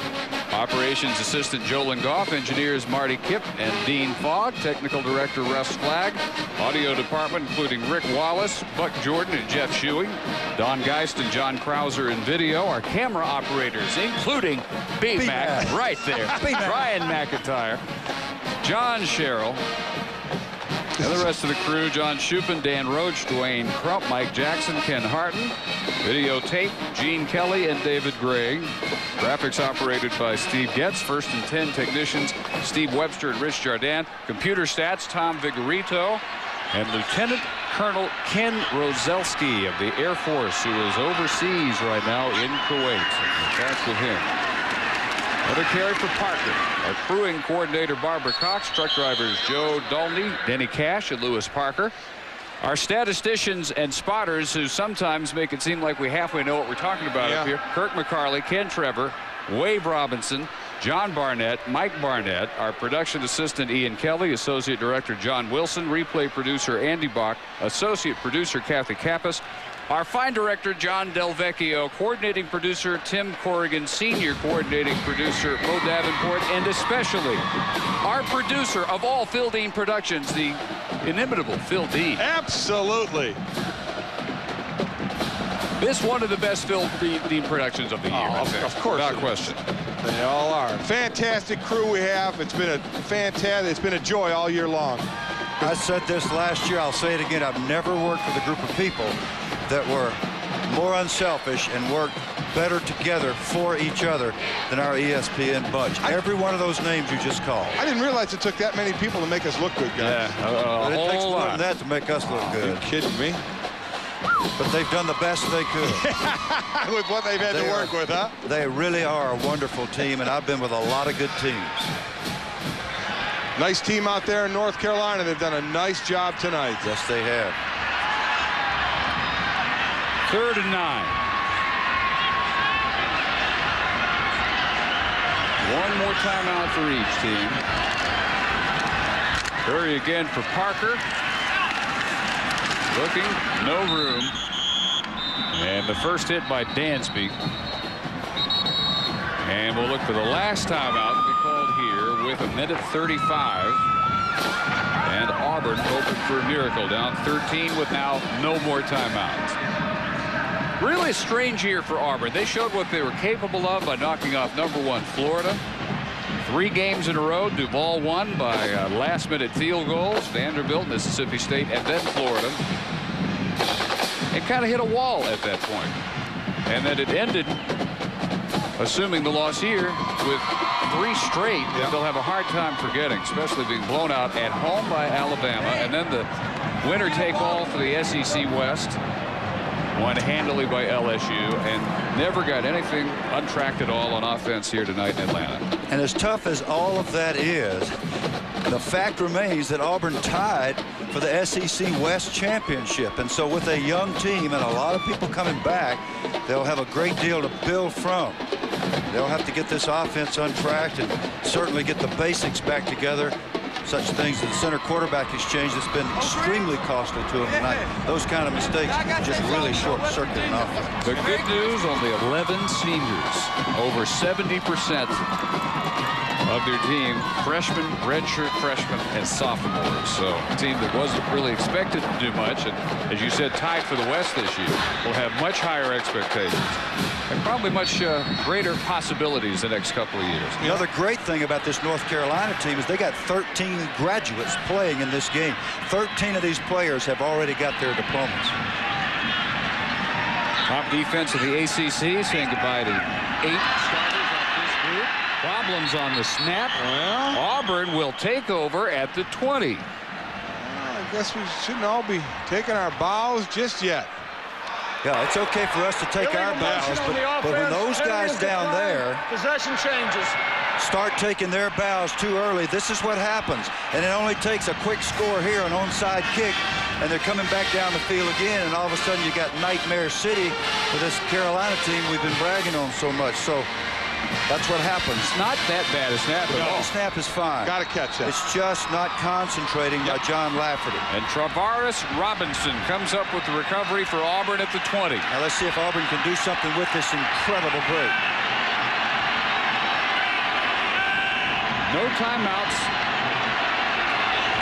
They come after Cobb, and he gets rid of it in time to find McIntyre. Jarris McIntyre gets the clock stopped after a gain of 8 with 1:25. Well, I'm going to tell you what, Bill, I really take my hat off to John Tenuta, the defensive coordinator for North Carolina, because he has got a game plan going that is just getting free people in the face of the Auburn quarterback all night long. Yeah, and that scheme, that's just outsmarting the opposition.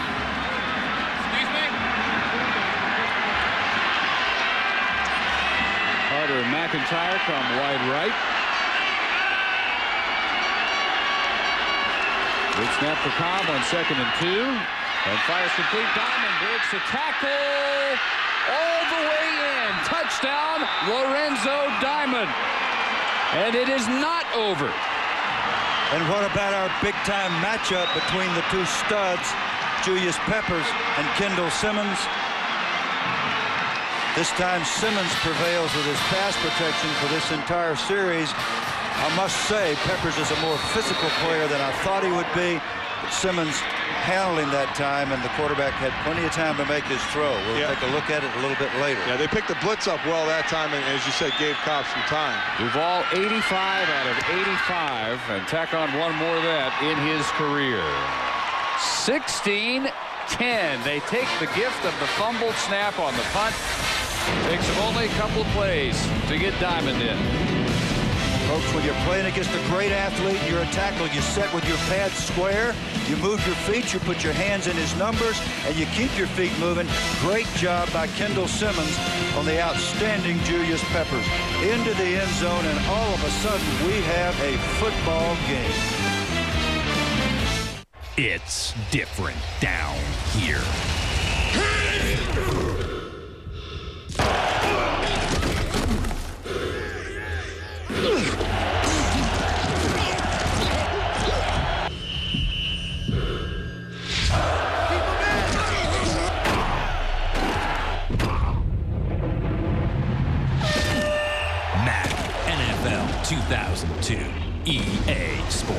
What's in the game? Rated E for everyone. I think one of the biggest things about having a new house is you got to fill it up. Whatever we need, we find it at Walmart. I like these. The new year is about renewal, getting organized, getting in shape. We bought stuff for our office. Well, it's going to be an office. Some software. I think the Quicken, it makes things so much easier to manage. You can just afford to buy more at Walmart. Your dollar goes much further. Since Sophia's come along, we've spent a lot more time in Walmart. And life is so much easier when there's some organization to it. Well, history prevails one way or another. We always seem to get a Chick-fil-A Peach Bowl decided by a touchdown or less. That's what we have right now. And upcoming, we'll have a Damon Duval onside kick. And what you're looking for on this is, depending on the way he kicks it, either it bounces high in the air right away and it make it a jump ball of 10 yards, or it'll take about 2 quick hops and then it'll kick high in the air. You want most of your guys come down, you try and wipe some people out. You have people that wipe some people out, the other people that go for the ball. Well, in college football, you can't wipe them out. Yeah, the ball. Yeah, right. You can only hit them after the ball arrives. So in the NFL, it's different and it's dangerous. I used to play up there in the front. Let's try and cheat, though. Let them try and cheat a little bit. So? Mike, all right. I've talked to you about that again and again. We've had 2 whole years to work on it. What if you act like you didn't mean to hit the guy and you ran into him? If you act like you didn't mean to, then it'd probably be okay. By Golic rules. But the officials might not see it your way. Sports Center coming up as soon as we complete the Peach. And Carolina has called its last timeout, having seen how Tuberville is going to line up his onside kick team. Michelle? Well, John Bunting has a unique angle on being a champion, Dave. He says being punched in the nose is aggravating. It hurts, and sometimes you're not able to overcome that in a fight. He goes on to say football is an absolute fight each week. The players and staffs that can get busted in the nose and rally, those are the ones who win championships. And Bill, I think the Tar Heels just got a slight punch in the nose.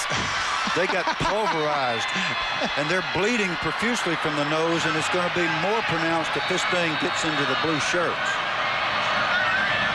Here comes the big hop, never comes. It went right into the hands of Richard Moore. And Richard Moore made the perfect play. What you teach your front people in onside kick is to be aggressive. Don't stand there and wait for the ball to play you. It'll run right up your shirt. He jumped on that ball, got on it quickly, and secured it, and probably secured the game in the process. That one's on the kicker, too. They work on these. You got to be able to get that ball to hop in the air. This one, 2 little ones, and then you need that big one. Right there should have been the big one. It goes about chest high. Good shortstop blocking the ball. Yep. And Carolina can run it out. They do not have to make a first down. All they got to do is take a knee and run this clock out, because Auburn has no timeouts. And Damon hard on himself now. He's had a Peach Bowl record night punting. Ooh, favorite formation for John Bunting.